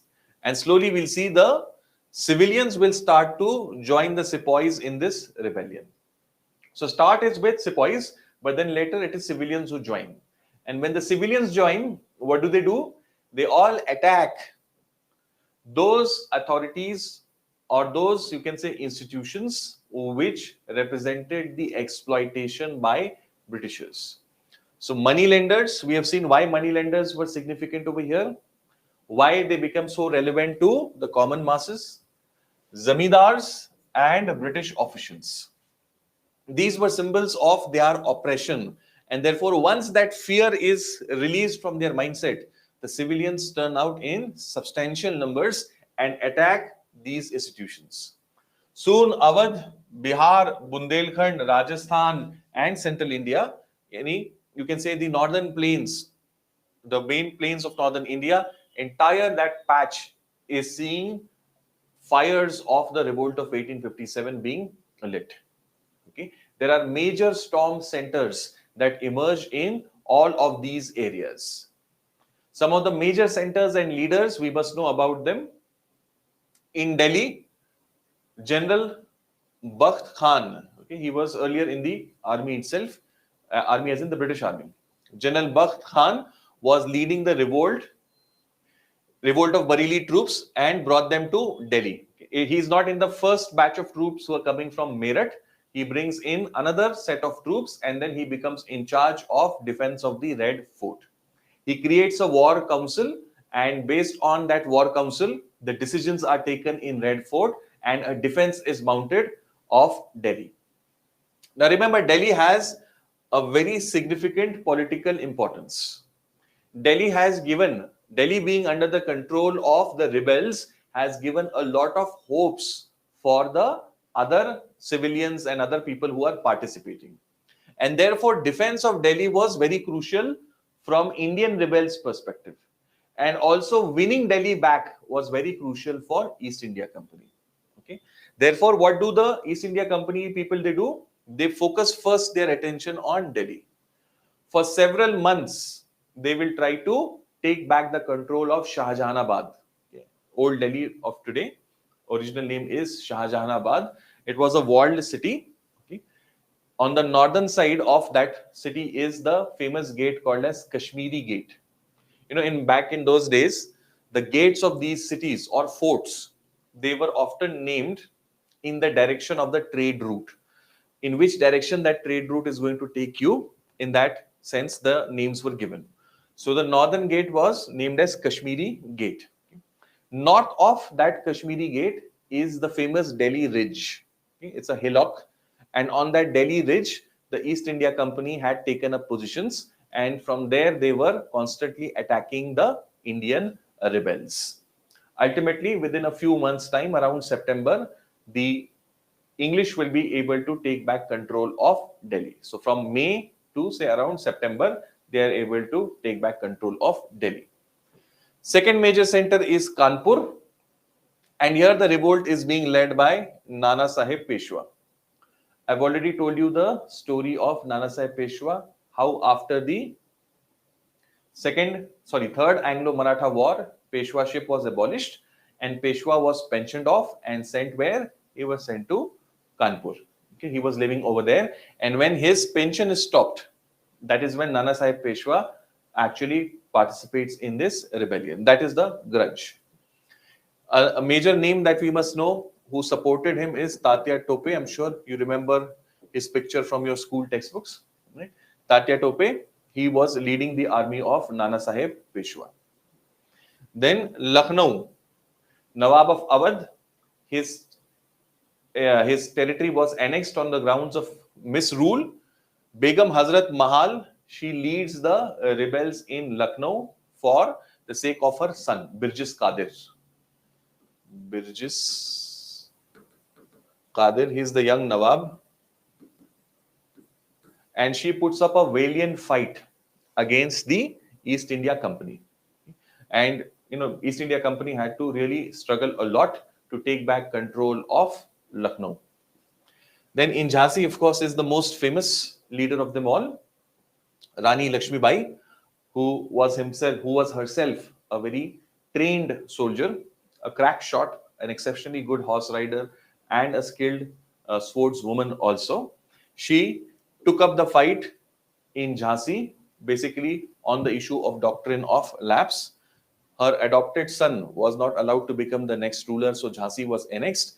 In that context, she also joins the revolt of 1857 and gives a very valiant kind of a fight against the East India Company, personally leading the troops in the war. So that is definitely a story of great valor and glory for Indians, and no wonder she is an inspiration even in this day and age.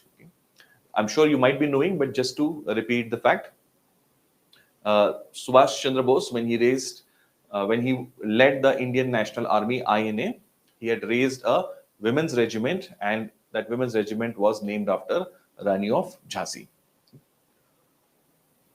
It was not a governor general. It was a British officer, Hugh Rose.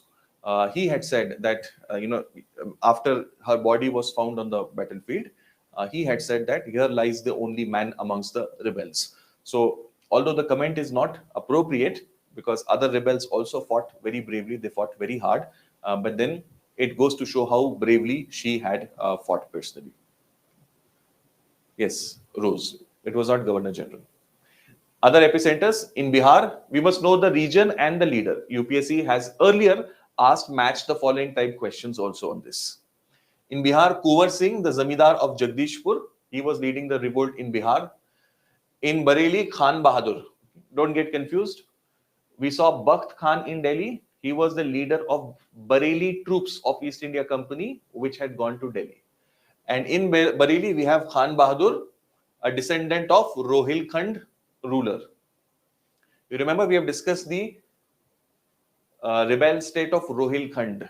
Okay, we have seen all of the concepts, why they were called as Rohilas, what is the meaning of the word Ro, how it came to be established in, modern day Farrukhabad area, in Garhwal area. We have seen all of those things. Then in Faizabad, Maulvi Ahmadullah of Faizabad, he fought against the Britishers. So these are the major storm centers of the revolt. We must know the names of leaders associated with each of these storm center.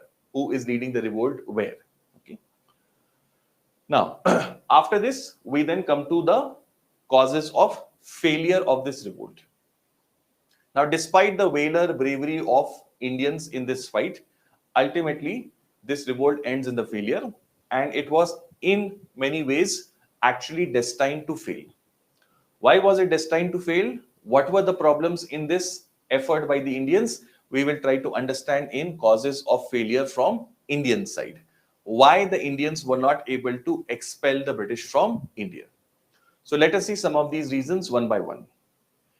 First, this was not a truly all India kind of a revolt as such. As you have seen, it is mostly concentrated in the northern plains. It has not engulfed southern part of India or western part of India, northwestern part of India. The news had reached about the revolt of 1857, but we do not see any major uprising taking place, below of Narmada. Okay, in eastern part also, inside of Bengal proper, we hardly see any disturbance. It is mostly concentrated in the plains of India, northern plains of India. So, not being of all India character, gave British that space to mobilize their troops in the direction of places where storm centers where the revolt was taking place. Had it been a truly all India kind of a revolt, then surely British would have found it much, much more difficult to keep their control.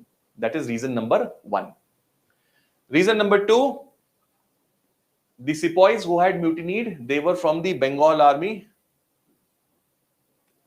Where was Mangal Pandey from? Where was General Bakht Khan from? All of these people were basically from the Bengal army. Now, during British times, there were these three presidencies, Bengal, Bombay, and Madras, and each one of them had their own army. Yes, they were used for each other whenever required, but then you had a separate Bengal army and separate Bombay army and separate Madras army. Okay. Now, mutiny was only in case of the Bengal army. The Bombay and Madras armies remained loyal, and those troops and soldiers were then used to fight against the troops of Bengal army. Okay. Third, lack of resources. The rebels did not have sufficient resources with them. They were fighting a fairly powerful state. On the other side, there was a state which had army, which had communication systems, which had money power, which had support from British Navy. It could always bring in troops. It could always get in help from abroad, other possessions of Britishers. Whereas Indian rebels, they were largely fighting on whatever limited resources they could get their hands upon. Whatever ammunition they had carried from the British arsenal, that was the only ammo that they had. So they were not stocked up with sufficient resources to fight this war, unlike the case of the English. Then no centralized leadership. We saw the storm centers and the leaders. All of these leaders, whether it is Bahadur Shah Zafar, Bakht Khan, Rani of Jhansi, Nana Sahib Peshwa, all of these people are fighting their own individual specific wars. As in, there is no coordination between these people. It is just that they have decided that, okay, let's try to remove this British yoke once and for all. And each one tries to give a fight the best that he can. But there is no top level unity of command. This is a principle, guys, in public administration as well as in armed forces. Unity of command. There should be one leader who is leading, who knows what the vision is, who knows what needs to be done at what time. Here we did not have any such unity of command. On the other hand, the Britishers had it. They had a clear goal. Okay, and all the resources were put at the disposal of that clear goal led by one single individual, that is Canning, Governor General Canning. That was not the case with Indians. Now, since there was no centralized leadership, there was no centralized planning also. Each one was fighting, but fighting in their own way. Lack of coherent ideology. I've told you this quote earlier also, but just let me quickly repeat it. People do a lot for money. They do even more for leaders, but they do most for ideas. Okay. Ideas are really very powerful, guys. Ideas can make you do or get the best out of you. They will make you achieve what you will think is impossible for you to achieve. your faith or belief in some ideas. When the rebels were fighting against the Britishers, they did not have a coherent ideology as such. It's not as if they believe in some kind of a vision for future. They have some alternative concept to the British state. Nothing of that sort. They just want to kick out the Britishers and bring back the old rule. No coherent ideology. And therefore, they will fall short against a power which is modern, which has its own colonial ideology. Indians, on the other hand, did not have it. Reversing back the hands of clock. All they want is, we don't want the Britishers and we want to go back to the past. Let us go back to that feudal type of system, Indian feudal system, where you have the Raja, Nawabs, and below them you have the big zamindars and the common peasantry, and we will live our life traditionally as we used to. They don't want to modernize themselves on European lines, not bring in new ideas, not bring in new concepts. They just want to go back to the past. Okay, and going back to the past is very difficult, guys. Time always moves ahead. You know, UPSC had given a beautiful topic, and the title of the topic in essay was, "You cannot step twice in the same river." You cannot step twice in the same river. This was a quote of Heraclitus, an ancient Greek thinker. It basically emphasizes that, see, you cannot go and relive the past again as it is, because time has moved, you have changed, situations have changed. So no matter how much you try, you cannot go back to the past. Whereas these rebels basically want to go back to the past only. Next, intellectuals did not support this revolt. Perhaps you may be surprised, but yes, this was a reality. A lot of intellectuals felt that, see, the option is between these two, that you become this feudal type society again, or you remain under the Britishers and modernize yourself. See, the Britishers have banned sati, they have allowed widow remarriage, they are taking many other progressive steps and measures. So in that sense, intellectuals felt that the Britishers are better because they are giving us modern education, they are giving us reforms, they are giving us infrastructure. Whereas these Indians, the rebels, they just want to go back to the past, that same oppressive, irrational, dogmatic kind of a past. So the intellectuals preferred the British rule to this traditional type of Indian rule. The lack of support from Indian intellectuals also became a major cause. See, when intellectuals stand by an idea, that idea gets more legitimacy in the society. In your family also, see, you would have seen that there are some people who are very intelligent. And when they take up an idea, okay, this needs to be done. When they support an idea, then suddenly the consensus builds up on that idea. Have you experienced that in your family, guys? Those people who are considered intelligent in your family, their support to a particular idea is always very highly valued. Okay. So similarly in society also we have this situation. In society, these intellectuals play that role. They give legitimacy to ideas. When these intellectuals were not siding with the revolt, then it did not give legitimacy to it. Princes, zamindars and moneylenders, some of them also supported the Britishers. Not all princes fought. For example, Scindias. The Scindias supported the British. And at that time, and even today, you know, the Scindias in politics, they are often reminded that at the time of revolt of 1857, the Scindias had supported the British. Lord Canning, the Governor General, had written in his diary, he had said this, that if Scindia, you know, joins the rebels, then in that case, we will have to, you know, sort of pack our bags. That was the strength of the Scindias even after becoming subsidiary allies of Britishers. But at that point, they supported the Britishers. The Nizam also supported the Britishers. South India was not affected. Nizam gave money to the Britishers at this point of time to suppress the rebellion. So Indian princes followed their own selfish interests.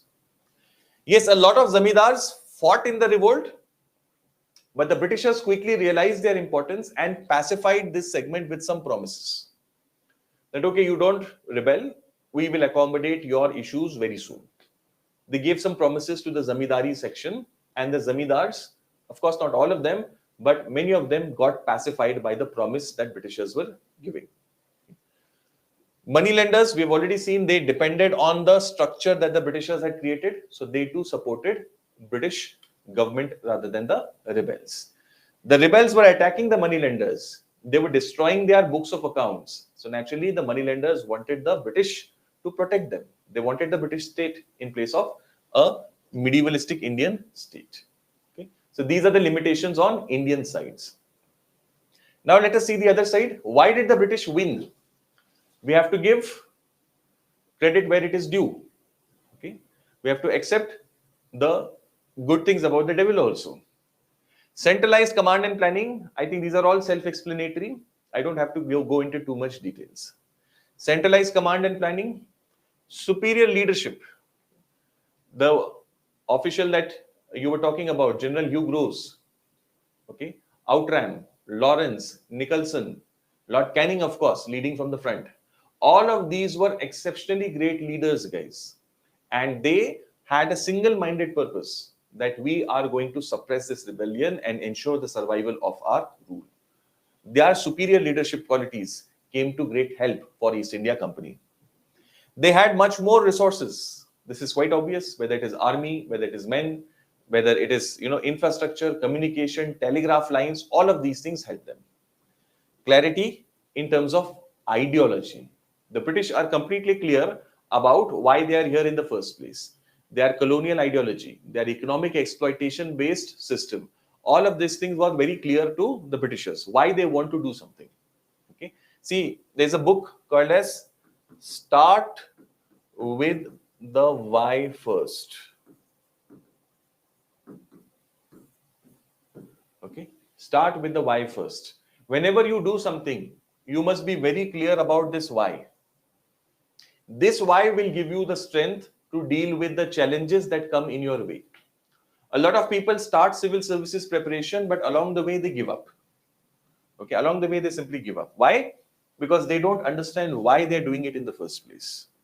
Okay, so you must have clarity about that. The British had it during Revolt of 1857. Had they failed in this revolt, then all of these British officials would have been killed by Indian rebels. Their families would have been killed by Indian rebels. They knew their survival, not only of the government, but also their personal survival was at stake. Then British Navy.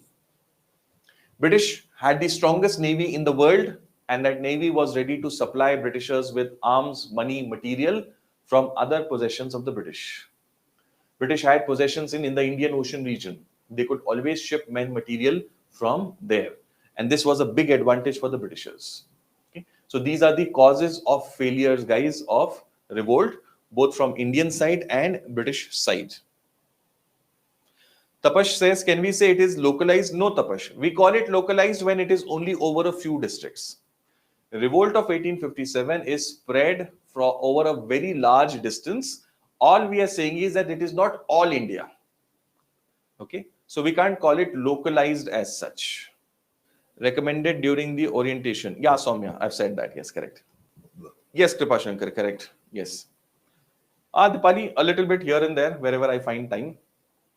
I'll just suggest one small thing to you. An unsolicited advice, I know, but let me quickly share this with you. Guys, the way we design our environment, it really has a big impact on our success or failure. Okay. See, you must design your environment in such a way that you are constantly, nudged, you're constantly cajoled to excel in what you want to achieve. So if you design your physical and social environment in such a manner that you are constantly reminded about your goal, you're constantly reminded about what you want to do, then there is a much more high likelihood that you will do it. Let me give you a quick example. Suppose you have a goal of weight loss. For example, you have a goal of weight loss. And your weighing machine is there very close to your bathroom. As soon as you are done with your morning ritual, you come out, the first thing that you do is you weigh yourself. You have that machine sitting there right in front of you. Every day you will naturally be compelled to stand on that machine and accept that reality that I am overweight by 15 kgs. I'm overweight by 18 kgs. I need to do something about it. So you are designing your physical environment in such a manner that you are reminded about your goal. This is physical environment. Second is social environment. Okay? If you want to become healthier, if you want to become fitter, then you must surround yourself by people who are driven by physical fitness. And surrounded does not mean that you have to be with them physically. You can follow blogs, videos of fitness experts. You can always connect with your friends and family who are into fitness once in a while, so that that environment also reminds you about fitness. There's a famous saying, out of sight is out of mind. Out of sight is out of mind. So if you have a goal, but that is not in sight, all the environment does not, remind you of it, then it will go out of sight and out of mind. So design your physical environment and your social environment in such a manner that you are constantly reminded of excelling towards your goal. So you're preparing for civil services, for example, your physical environment, your room must be in such a manner that you are constantly reminded about your goal. Is there a map on your wall? Do you have a desk where you sit and study with a timetable, nicely made and done and put up over there? Do you have your major textbooks on the table? Do you have an atlas on the table? Is your stationery in place? It gives you a very good ergonomic feel. You want to study. You feel like studying when everything is in place like this. Then social environment. Are you connected with friends who are having that similar goal of cracking the examination? People who are motivated, people who are, having that attitude that I will do it. That is a social environment. That is also very important. Very often we have a goal, but our friend circle is exact opposite of that. We want to achieve something big in life, but our friend circle is, Majani life type of people. When you spend time with such people, then you will obviously forget about your goal. Okay, and slowly, steadily, such people will bring you down to their level. You cannot pull them up to your level, but they will definitely bring you down to your level. So surround yourself with ambitious people. Surround yourself with people who have similar goals with you, so that they will, push you. You will push them also in the way, and they will also push you. Together, you can move in that direction. Birds of a feather flock together, they say in English. Birds of a feather flock together. So physical and social environments are very, very crucial. Okay. Why I'm sharing this with you quickly, I made it a practice to keep my Kindle next to my bed. Kindle device next to my bed. So before going to bed, I was always reminded that I should spend some time reading. So last 20-25 minutes of my waking time, I spent reading some book or the other. And just by spending, say, about 25-30 minutes a day, I was able to, read a lot many books which I otherwise would not have. Okay? We all waste time, but don't even realize where we are wasting it. If we do these small things, it really helps us to optimize on our time and other resources. Okay? That was just on a side note, not exactly connected with our syllabus, but I thought it will be helpful. It will be relevant. All right. So a few facts over here. Place of revolt, Indian leader and the British official who suppressed the Indian effort. In Delhi, Bahadur Shah Zafar is leading the revolt, and John Nicholson is the British officer who is successful in defeating Bahadur Shah Zafar. Begum Hazrat Mahal in Lucknow, Henry Lawrence, he was able to defeat Begum Hazrat Mahal and take over Lucknow and our back. Kanpur, it is Nana Sahib, and Sir Colin Campbell suppresses the effort of Nana Sahib. Although he did not die he was not martyred in the revolt, he escaped to Nepal. But unfortunately, nothing was heard about him after the escape. Lakshmi Bai and Tatya Tope, Jhansi and Gwalior, General Hugh Rose. Okay. Bareilly, Khan Bahadur Khan, again Sir Colin Campbell. Allahabad and Banaras, Maulvi Liaquat Ali, Colonel Onsel. Bihar, Kunwar Singh and William Taylor.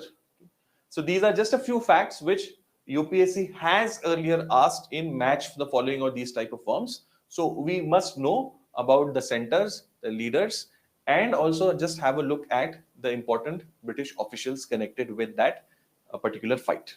Okay, this will be there in your handout, so don't worry. These are just facts that you can once in a while glance through. Okay, how many days the revolt happened? So it varied, dear. It varied from place to place.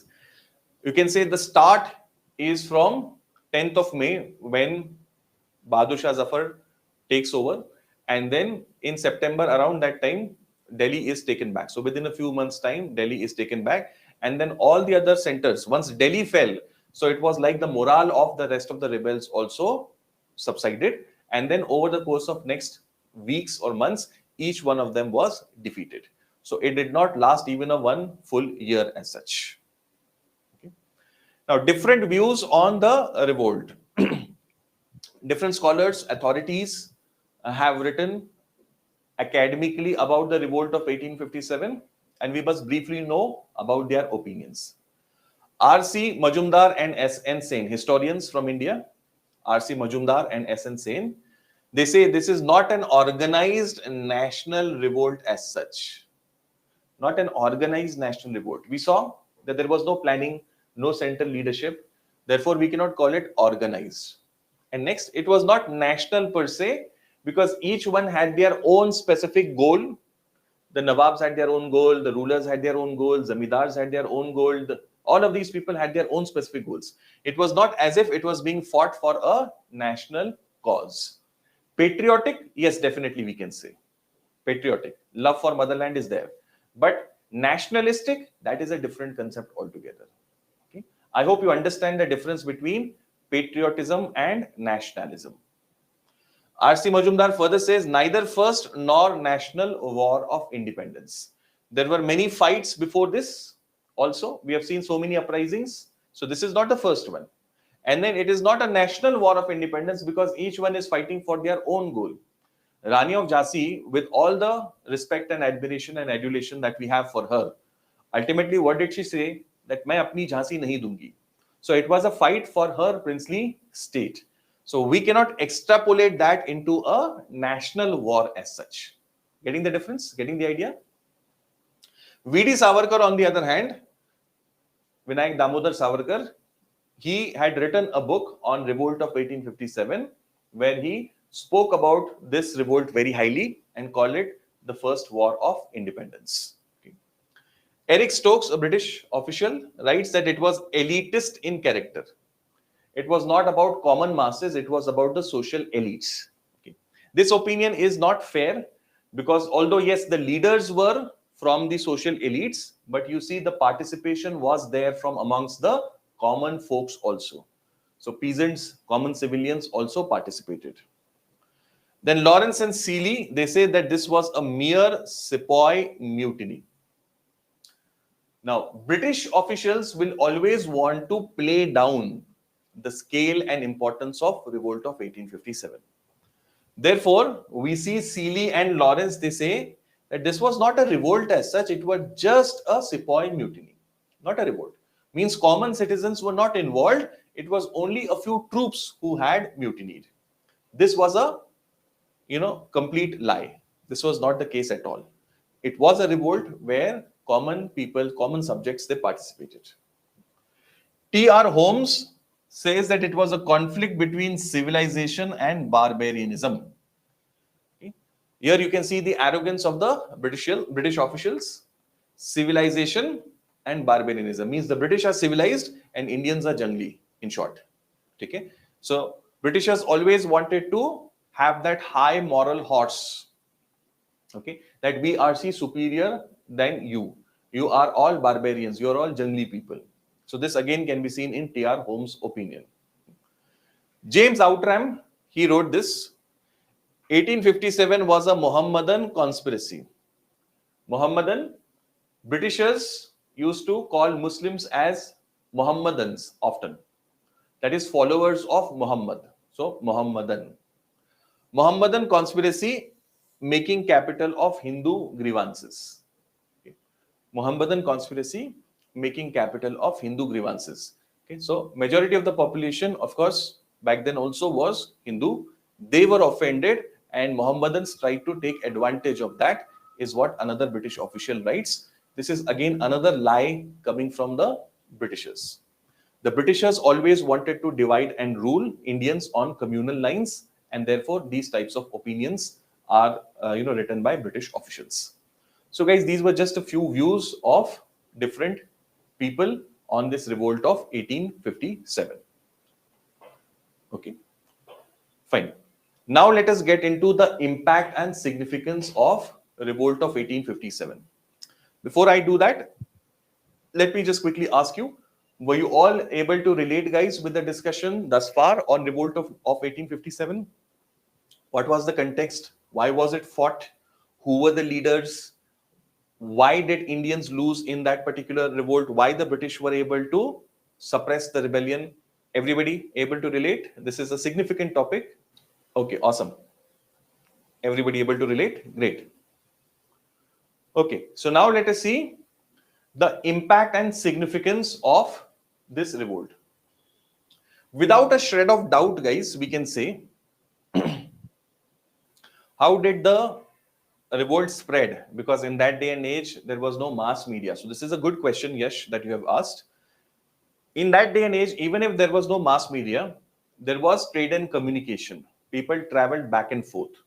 The sepoys, in any case, had traveled over great distances, and along the way, they had, talked to people, spread the idea that we have to revolt against the British rule.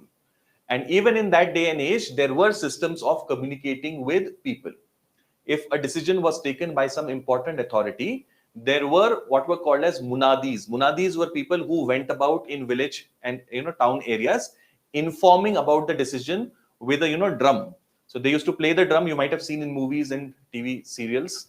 They used to play the drum and make announcements. Okay, there were a lot of sannyasis, a lot of mendicants who traveled from one place to another, and they carried the message about the revolt. So there were various different means through which this was done. In any case, Indians were already very exasperated with British rule, and they needed the slightest of instigation. When that was given by mutiny of soldiers and Bahadur Shah Zafar becoming the leader, it spread like a wildfire. Okay. I hope, Yash, you get the answer for your question. Urdu as language for petition.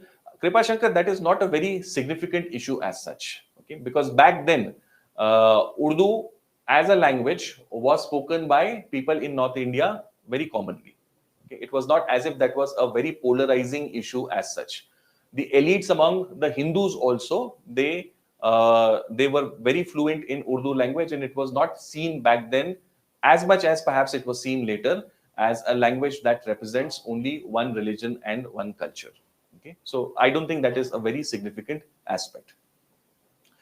Okay, Shubhra has asked this. I was expecting this question to come about.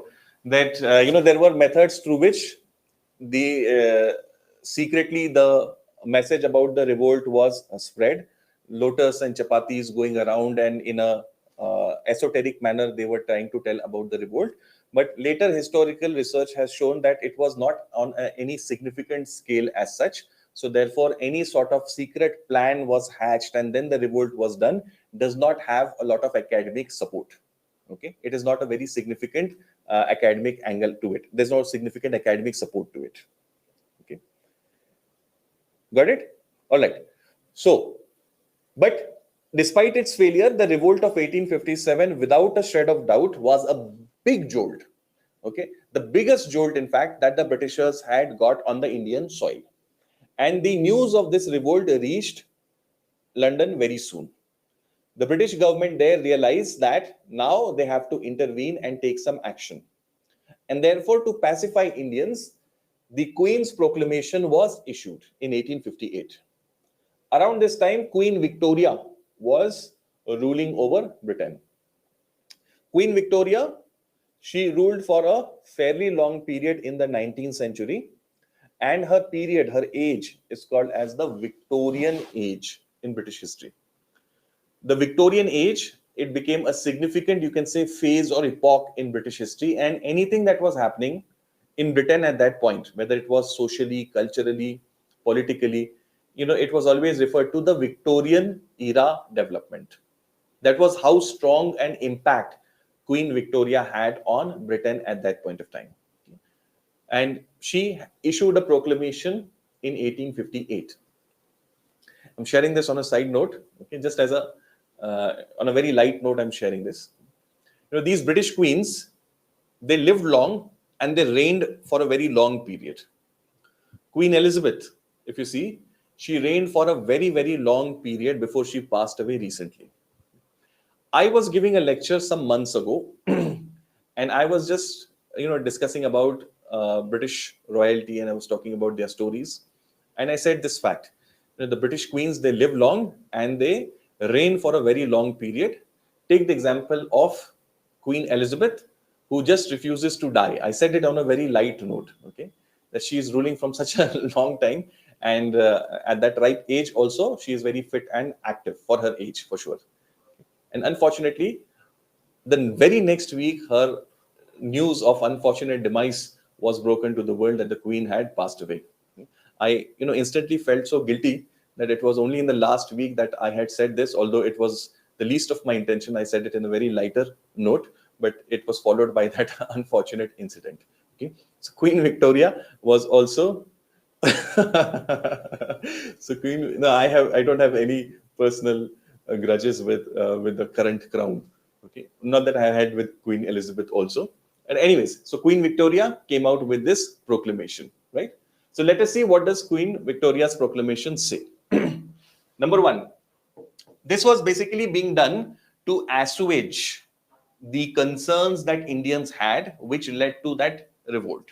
So she wants to assure now Indians that, see, don't worry, we have understood your concerns. It was the East India Company which had done certain things wrong. We will ensure that it is not repeated. So number one, no territorial extension. No territorial extension. Whatever possession we have as on date, that will continue as British India. Rest all we will not take over. And this is the reason why, guys, we had 560 plus princely states in India at the time of independence, because here the Britishers declared that we will not extend any further. So whatever princely states remained on that date, they continued till independence. This is the reason why. Left to their own choice, the Britishers would have engulfed all of these as well. But then, because of this promise, they did not. They allowed the princely states to continue after that.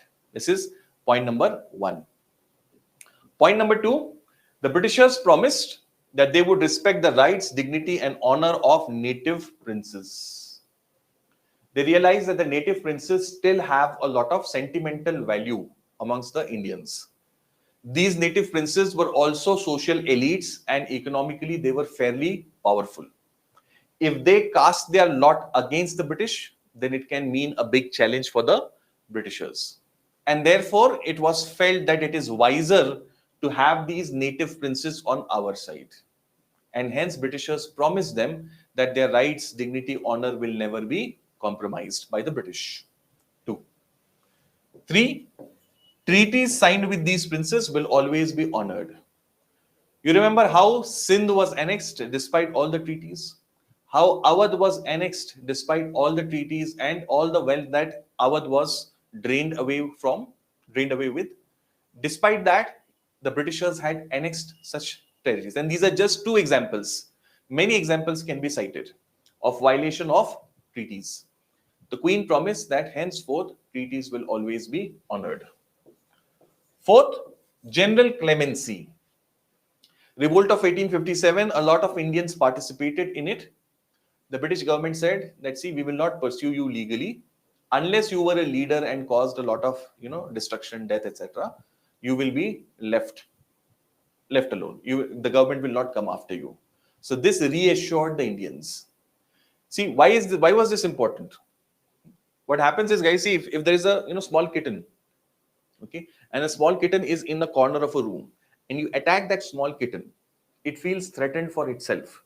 Even that small kitten who does not weigh more than 200 grams will attack you back, because it is survival instinct for that kitten. Getting this idea? Smallest of kitten can attack back at you. Okay. Britishers understood that if they went after Indians for their participation in the revolt, then Indians will naturally fight back. So they wanted to isolate those Indians who were willing to, reconcile with British rule, and only pursue those who had actively led in this revolt. So this was a, wise or smart thing on the part of the Britishers to declare a general clemency. Fifth, Indians, irrespective of race or creed, will be admitted to office.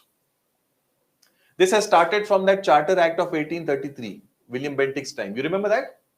We had seen they said it for the first time. Then in 1853, they spoke about an open competitive examination. And now here they are promising this also. That irrespective of race or creed, Indians will be admitted to office. This is again a hollow promise. It took quite some time to have an impact on the ground. Sixth, justice and religious toleration will be ensured. Justice and religious toleration. Britishers were interfering, widow remarriage, Lex Loci Act, Sati, so on and so forth. They realize that Indians don't like this. They say, okay, we are not going to interfere. And after this point, you see that the reform measures of Britishers, they dry. Barring age of consent and age of marriage act later, Britishers did not enter into any major reform of Indian society because they felt we have already had the taste of Indian anger. We don't want that again. We leave the Indians to themselves, do whatever you want to, socially speaking. We are not going to interfere there. This is point number 6.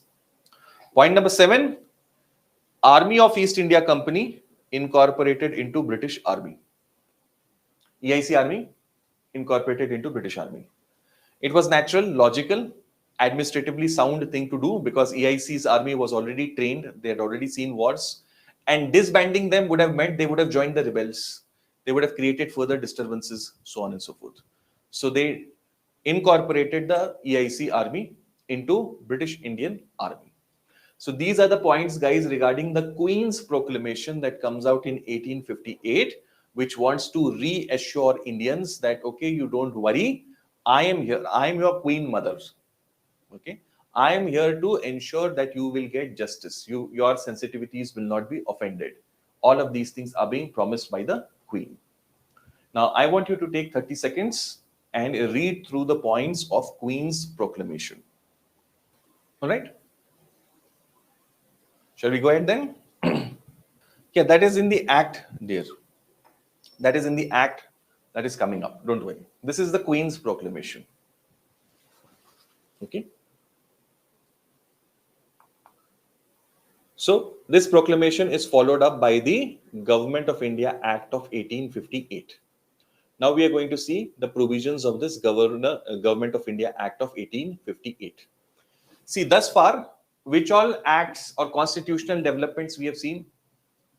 We saw the Regulating Act 1773. Okay. Then we saw the Pitt's India Act of 1784. Then we saw Charter Act 1813. We saw Charter Act 1833. And we saw Charter Act 1853. All of these we have seen. These were acts which we say were from the company period. Now we are getting into the crown period. Yes, 1793 also, but 1793 there is nothing much significant. These are the more important ones. But you are right, we have seen 1793 as well. Now we are entering into the next phase of British history, which is the crown period. Okay, the crown period starts with this act, Government of India Act 1858. Let us see the measures of Government of India Act 1858. Number 1, Crown directly takes over India. Thus far, it was under East India Company. Now, it will be Crown that will take over the Indian possessions. The government, territories and revenue. Government, territories and revenue of India was transferred from company to the Crown. If you understand the context, it is easy to remember the points. If you don't understand the context, then bare facts are very, they really evaporate. It's very difficult to root them in your minds. So if you have understood what has happened during the company rule and the revolt of 1857, you now know why the Crown is taking over directly. Board of Control and Court of Directors abolished. Now you remember these two entities. Court of Directors represented whom? These were the shareholders, representatives, East India Company. And this board of control with 6 commissioners was responsible to British Parliament. So we had this dual structure, board of control and court of directors. Now that the crown has taken over directly, the need for these two is over. So both of these structures are abolished now. Okay. So if you understand the logic, why this is happening, what is the background, it is very easy to remember. Opened opportunity for Indians. You saw that announcement of the Queen? Now they are at least legally saying that, okay, we are going to give opportunities to Indians in government. A new official was created in Britain. This is very important. UPSC has asked questions earlier also. A new official called as Secretary of State was created. I want you to root this fact in your mind here itself. Secretary of State. Secretary of State was a cabinet rank person there in Britain. He was to be the overall head of Indian administration. He is responsible for India's administration. He will be answerable to the British Parliament. Answers whom? The British Parliament. So, entire British India, not the princely states, guys, please understand this. Administration of British India is under the overall charge of Secretary of State, who is a cabinet rank person there in British Parliament, and he will be keeping a tab on what is happening in India and reporting things to British Parliament. He is answerable to the British Parliament. He will present a report, annual report on India to the British Parliament. So, he is a British Minister on Indian Affairs. He is also a constitutional advisor of the Crown in all matters related to India. Now, here you will have to understand one small technicality, guys. I'll jump to this point from here to make you understand this quickly. A new office of Viceroy is created here in India. A new office of Viceroy. Okay. So now the position is going to be, that office is going to be the Viceroy and Governor General of India. We are going to see these points, guys, but I first want to contextualize things so that you understand it better. What are we calling the office now? Just write it down somewhere in your note. The office will be called the Viceroy and Governor General of India. So basically, there were these two positions, Viceroy and Governor General. But one single person was the incumbent of these offices. Okay, same person. The same guy is the Viceroy as well as he is the Governor General. Okay, additional role or title has been given. Now, what is meant by Viceroy? Just like you have Vice Captain. Okay, similarly here the term is Viceroy. Means what? Deputy of the royal. Say captain, below him you have Vice Captain. He is deputy to the captain. Similarly, Viceroy means deputy to the royal crown. So this office of Viceroy was deputy to the crown in case of India. He was representing whom? He was representing the crown here in India. Now, why this kind of an arrangement where we have two offices and one person? In India, guys, the British were faced with a situation wherein they have a big possession called as British India and about 560 plus princely states. Princely states, more than 560 plus. And these princely states were very important for British rule in India. Okay. The crown, as we saw in the last slide, the crown had taken up a promise that these princely states, their rights, honors, etc. will be respected. Okay. So the position of Viceroy was created basically to take upon this responsibility of foreign relations with these princely states. Foreign relations. Okay. Got this idea? See, those princely states are internally free. They can run their own systems as long as they accept British paramountcy of the crown. So they are free to do whatever they want to. So the role of viceroy, this particular office primarily is this relationship between the crown and the princely states. He is that connecting link between the British crown and the princely states here in India.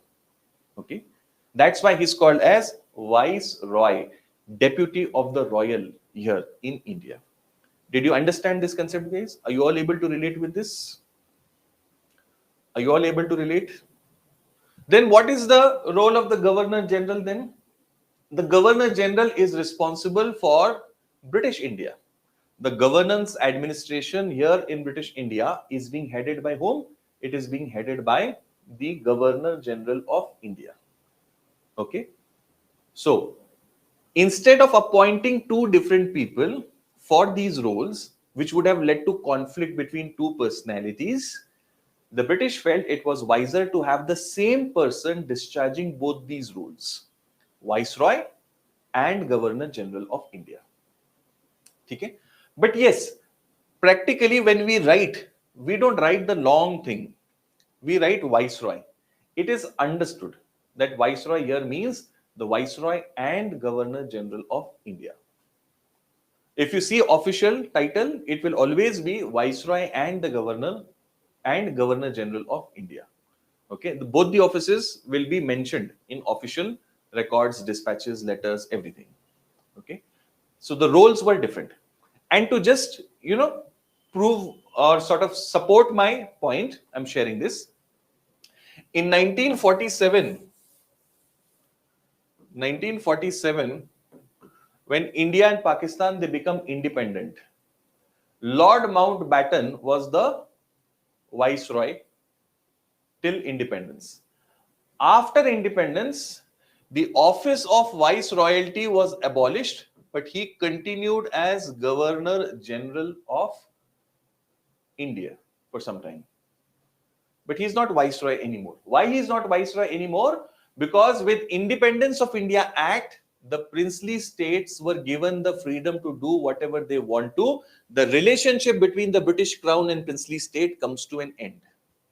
And since that relationship comes to an end, there is no need for viceroy position as such.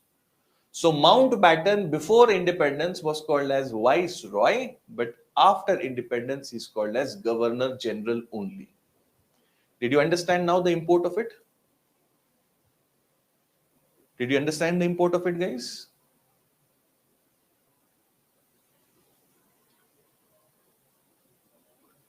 Others, are you all able to relate? Okay. Everybody? Awesome. Okay. So in this context, the office of Viceroy was created. So Viceroy and Governor General of India, this position is responsible to Secretary of State, who is a cabinet rank minister there. The cabinet rank minister, Secretary of State, is answerable to British Parliament for governance in India, and also he is the advisor to the Crown for the relations with princely states there in India. Okay, he is advisor there as well, constitutional advisor. Lord Stanley became the first Secretary of State. You must remember the name. A special Council of India or a body was created. Council of India. What was the role of this council? To assess this Secretary of State in his task of overseeing administration of India. 15 members were to be part of this council.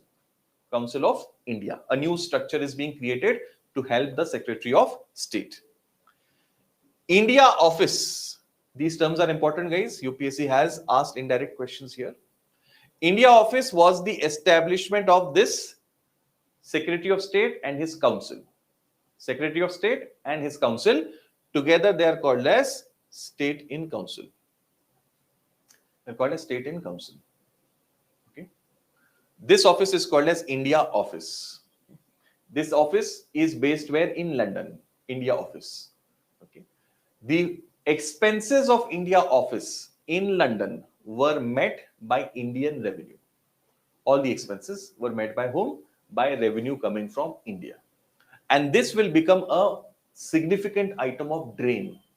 A lot of the expense of India office was being done where it was being a lot, everything was being done there in London, and the money was going from here, from India, and that led to drain of wealth away from India. India did not get anything in return.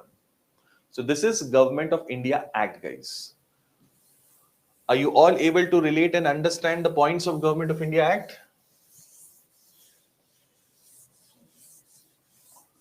Let me know in the chat box, please. This is an important act. We must know all of these points. Everybody?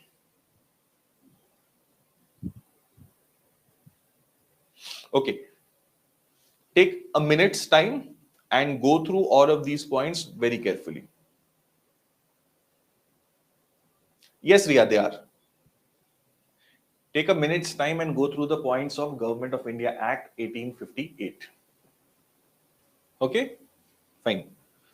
Now, we saw what the Government of India Act did in case of the Office of Secretary of State. Here, in case of India, there was nothing major that is happening here. Apart from creating this Office of Viceroy, Government of India Act 1858. By the way, where is this being passed? This is being passed in the British Parliament. British Parliament. The British Parliament passes this act, creates this Office of Viceroy, creates the Office of Secretary of State, the Council of India, India Office, so on and so forth. Okay. But when it comes to any specific changes in case of India over here, there is nothing that is happening. No major change is brought about except that this office is created, Viceroy Office, additional to the role of Governor General. Lord Canning, who was Governor General during the revolt, he continues and becomes the first Viceroy of India. The first Viceroy of India. Okay. Now, later on, not in this act, later on, the Executive Council of Governor General will be increased. From 4 members, it went to 5 in 1861, and in 1874, a 6th member was also added. You remember that, na? 1773 Regulating Act, 4 members. Pitt's India Act brought down to 3. Then again it was reduced down back to 3. Then again it was increased back to 4 in Charter Act of 1833. And then after that in 1861 we have 5 members. 1874 we have 6th member added to it. Okay. So this is how the Executive Council is going to go on being shaped. And I hope you remember that analogy, guys, I had told you of that fetus which slowly evolves and matures in the mother's womb. So our political structure also is evolving, guys, through this British period. This Executive Council is nothing but the origin of our cabinet system, so to speak. Okay, that will be the government of the day. Executive role is basically running the government of the day. To support the executive, there will be a legislative council also, whose role will be to make rules and laws. Got this idea? So our parliamentary form of governance that we have has evolved through this British constitutional development process. So we understood what happened at the end of Revolt of 1857 in the form of 2 important developments. The Queen's Proclamation, and secondly was the Government of India Act of 1858. Now let us see what happens in context of the army, British Army. Since the army had mutinied, it was felt that there were some major reforms were needed in case of the British Army. So after the revolt of 1857, the Britishers feel that we need to have a counterpoise. Remember this term? Counterpoise of European troops in the British Indian Army. If the ratio is not healthy, if there are not sufficient number of white European troops, then there is a high likelihood of Indians rebelling again. Okay, and therefore we see that after revolt of 1857, we will see that the number of European troops was increased. Got this idea, guys? Okay. The Britishers analyzed why did the Bengal army rebel, whereas Madras and Bombay army did not. And they found out that in case of the Bengal army, the entire army had a sense of brotherhood and homogeneity amongst themselves. Okay, since they were mixed together in a in a way that where every community people from different communities were interacting with other communities, it developed a sense of brotherhood and homogeneity amongst them. The Britishers felt that this was dangerous for their rule in India, and instead within the army also they need to structurize in such a manner that different sections of the army will feel distant from one another. And from this point onwards, they will regiment the army along caste and region lines. Today also, if you see, in our army, we have that legacy of British caste and region-based history. So we have a Sikh regiment, we have a Gurkha regiment, we have Kumaon and such other regiments, Assam Rifles also, for example. So what are these? Caste, religion, region-based identities. We have a Mahar regiment, which is a caste-based regiment. We have Maratha Light Infantry, which is a region-based regiment. So the history of that is, legacy of that is from British times. They wanted to organize the army on the lines of different identities so that this feeling of brotherhood and homogeneity is not there amongst them. If one regiment is ordered to fire at another mutinying regiment, they should not feel any scruples. They should not have any second thoughts for it. This is the origin of this concept or idea of regimentation in Indian Army. I hope you got that, guys. An interesting side note I will just mention over here. After independence, the Indian Army raised a new regiment called as the Guards Regiment. Guards Regiment. This regiment was not based on any region or any caste or community. It was a true all India regiment. It of course is a very decorated regiment in the history of Indian Army. So Pandit Nehru and General Cariappa, they were of the opinion that we should have regiments which have an all India kind of a composition, and that is when the Guards Regiment was raised in the army after independence, which is region, caste, or all of these things neutral. Anybody from any region, religion, caste, creed can be a soldier in that regiment. Okay, its headquarters is in Nagpur. Okay. All of these regiments now they have a regimental headquarters which is there in a particular city, and from there their administration is basically carried out. Okay. So next, second half of 19th century. As we enter into second half of 19th century, international relations of Britishers have also changed. Britain has risen as the biggest imperial power in the world in second half of 19th century. Okay. And the Britishers require Indian troops for defense of this massive empire. So Indian troops not only help to defend India against any possible foreign attack or any internal disturbance, they are also important for maintaining British control on distant areas. So Indian Army was used by the Britishers to go and fight in other distant places also, whether it was in Africa or whether it is in West Asia later, in many different places. We are still continuing with the amalgamation or reorganization of the army. Are you all able to understand, guys, why army is being discussed over here? What was the importance of army and what are the steps being taken? Are you all able to relate? Let me know quickly. Let me know quickly, guys. Thank you, Prabhat. Others? Okay, Parma, Aishwarya, Satish, Yash, Tapash, Maitri, all are able to understand? Fantastic. Okay. So we are continuing with the army discussion. Army had mutinied, so Britishers were very worried. This is the most important pillar on which their rule stands. So if this pillar collapses, the British rule collapses. They did not want that. So for this purpose, reorganization is being done.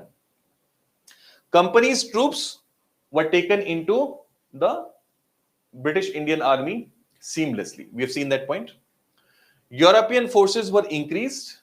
Number of Indian troops was reduced. Proportion between European and Indian troops was changed. In case of Bengal, 1:2. Bombay and Madras, 1:3. You can see that suspicion about Bengal. Okay? Bengal Army.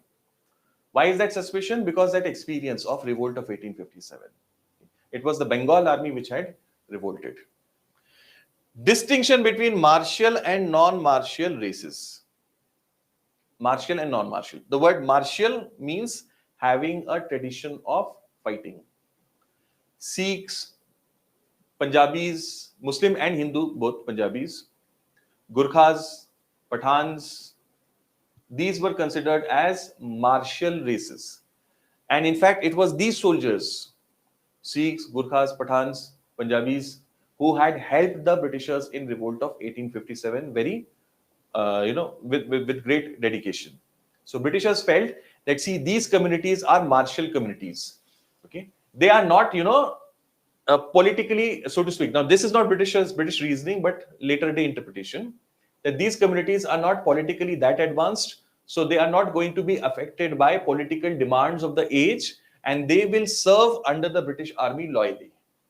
Okay, so they created this distinction, martial and non-martial races. And of course, these people, whether it is Sikhs, Gurkhas, Pathans, Punjabis, all of these people are physically robust. They have natural fighting capacity. That's, nobody's taking away from that, those facts. So apart from that, this other analysis. So they were most suitable for Britishers to serve in the army. And therefore, they are called as martial races, and the recruitment would be done from them to the maximum possible extent. Okay. Just to give you an example, I cannot vouch for the figures, but then something that I am faintly able to remember, the proportion of Sikhs in the British Army, okay, was somewhere around 20% at the time of independence, around 20%. Whereas if you see the share in the population, it was less than 3%. Okay. Similar was the case with Gurkhas, similar was the case with Pathans, similar was the case with Punjabis. So these communities, they had disproportionate representation in the army. Okay. So this is one thing. Native troops from Punjab, Nepal, Northwest, they were taken as martial races. Steps were taken to encourage regional loyalties amongst the soldiers. You must not have pan-India based identity or thought. Okay, you must have regional loyalty, that I am a so-and-so, I come from this region. So that if there is a problem in, say, Bengal, a Pathan regiment can be sent there, or Baloch regiment can be sent there. If there's a problem in South India, a Gurkha regiment can be sent there. So the soldiers' loyalty will be to the British Army and at max to their own region, not to people across the country. This was the idea of their reform. Did you get this point, guys? Everybody able to understand this Reform Act? Everybody able to relate? Let me know quickly. Reforms in the army? All right, yes. Indian Council Act 1861. Indian Council Act 1861. So after all the acts that we have seen, we are now going to start a series of acts which are called as Council Acts. Now, what's a council? You know, the council was the structure that Britishers were creating. Governor General's Executive Council, Legislative Councils. So reform in that is related to Council Acts. Okay. Indian Council Act 1861. Fifth member was added to Governor General's Council. Fifth member. Earlier there was 4 members. The fourth fellow was law member. Fifth member was finance member. Getting the point now, guys? This is the shaping up of, the system of parliamentary democracy, where executive is having specialized portfolio system. So you have a law member, you have a finance member, all is being readied now. Additional to whom? These 5, Governor General and his council of 5. There will be 6 to 12 members for legislative purpose. Their role is not in executive. Just as in parliament, we have the government of the day, cabinet ministers, council of ministers. They are active in executive role also. plus they are members of the parliament. Okay? So parliament has other members who are not part of the council of ministers. Their role is only legislative. So similarly here, the law says that apart from these 5, there will be 6 to 12 members for legislative purpose. Now, what do we mean by 6 to 12? 6 to 12 means at any point of time, minimum we need 6 and maximum we need 12. Anywhere in that range is okay. That is 6 to 12. These fellows, the 6 to 12 fellows, their role will be only legislative, not executive. These people, they are the 5 people, they are in executive as well as they are part of this process also. Half of these are to be non-officials nominated by the viceroy. So if there are 6, 3 of them will be officials. Officials means what? They are employees of British government. And remaining 3 will be non-official. They are not employees. How will they come then? They will come by viceroy's nomination. Nomination by viceroy. Viceroy was given additional powers regarding the functioning of the council. Okay. Legislative powers of Bombay and Madras were given back. If you remember, Charter Act of 1833 had ended the legislative powers of Bombay and Madras. These had been ended. Centralization of power was the trend. Now decentralization will be the trend. So they are given back their powers. Bengal, NWFP and Punjab were to be created as separate legislative councils. Means these would have separate councils like Bombay and Madras have. This was promised in the Council Act of 1861. In the subsequent years, Bengal, NWFP and Punjab were given these separate councils for themselves. This is Indian Council Act of 1861. Okay. Were you all able to relate and understand, guys, what we discussed today? We have discussed at length the revolt of 1857 and the consequences of it. We have also understood 3 things: the Queen's Proclamation, the Government of India Act of 1858, and we have seen the Council Act. Although some significance part of that discussion is still remaining, we will see that tomorrow. Okay? All right? Okay, then I'll see you tomorrow morning, 8 a.m. Take care, all of you. Good day. Bye-bye. StudyIQ IAS. अब तैयारी हुई affordable.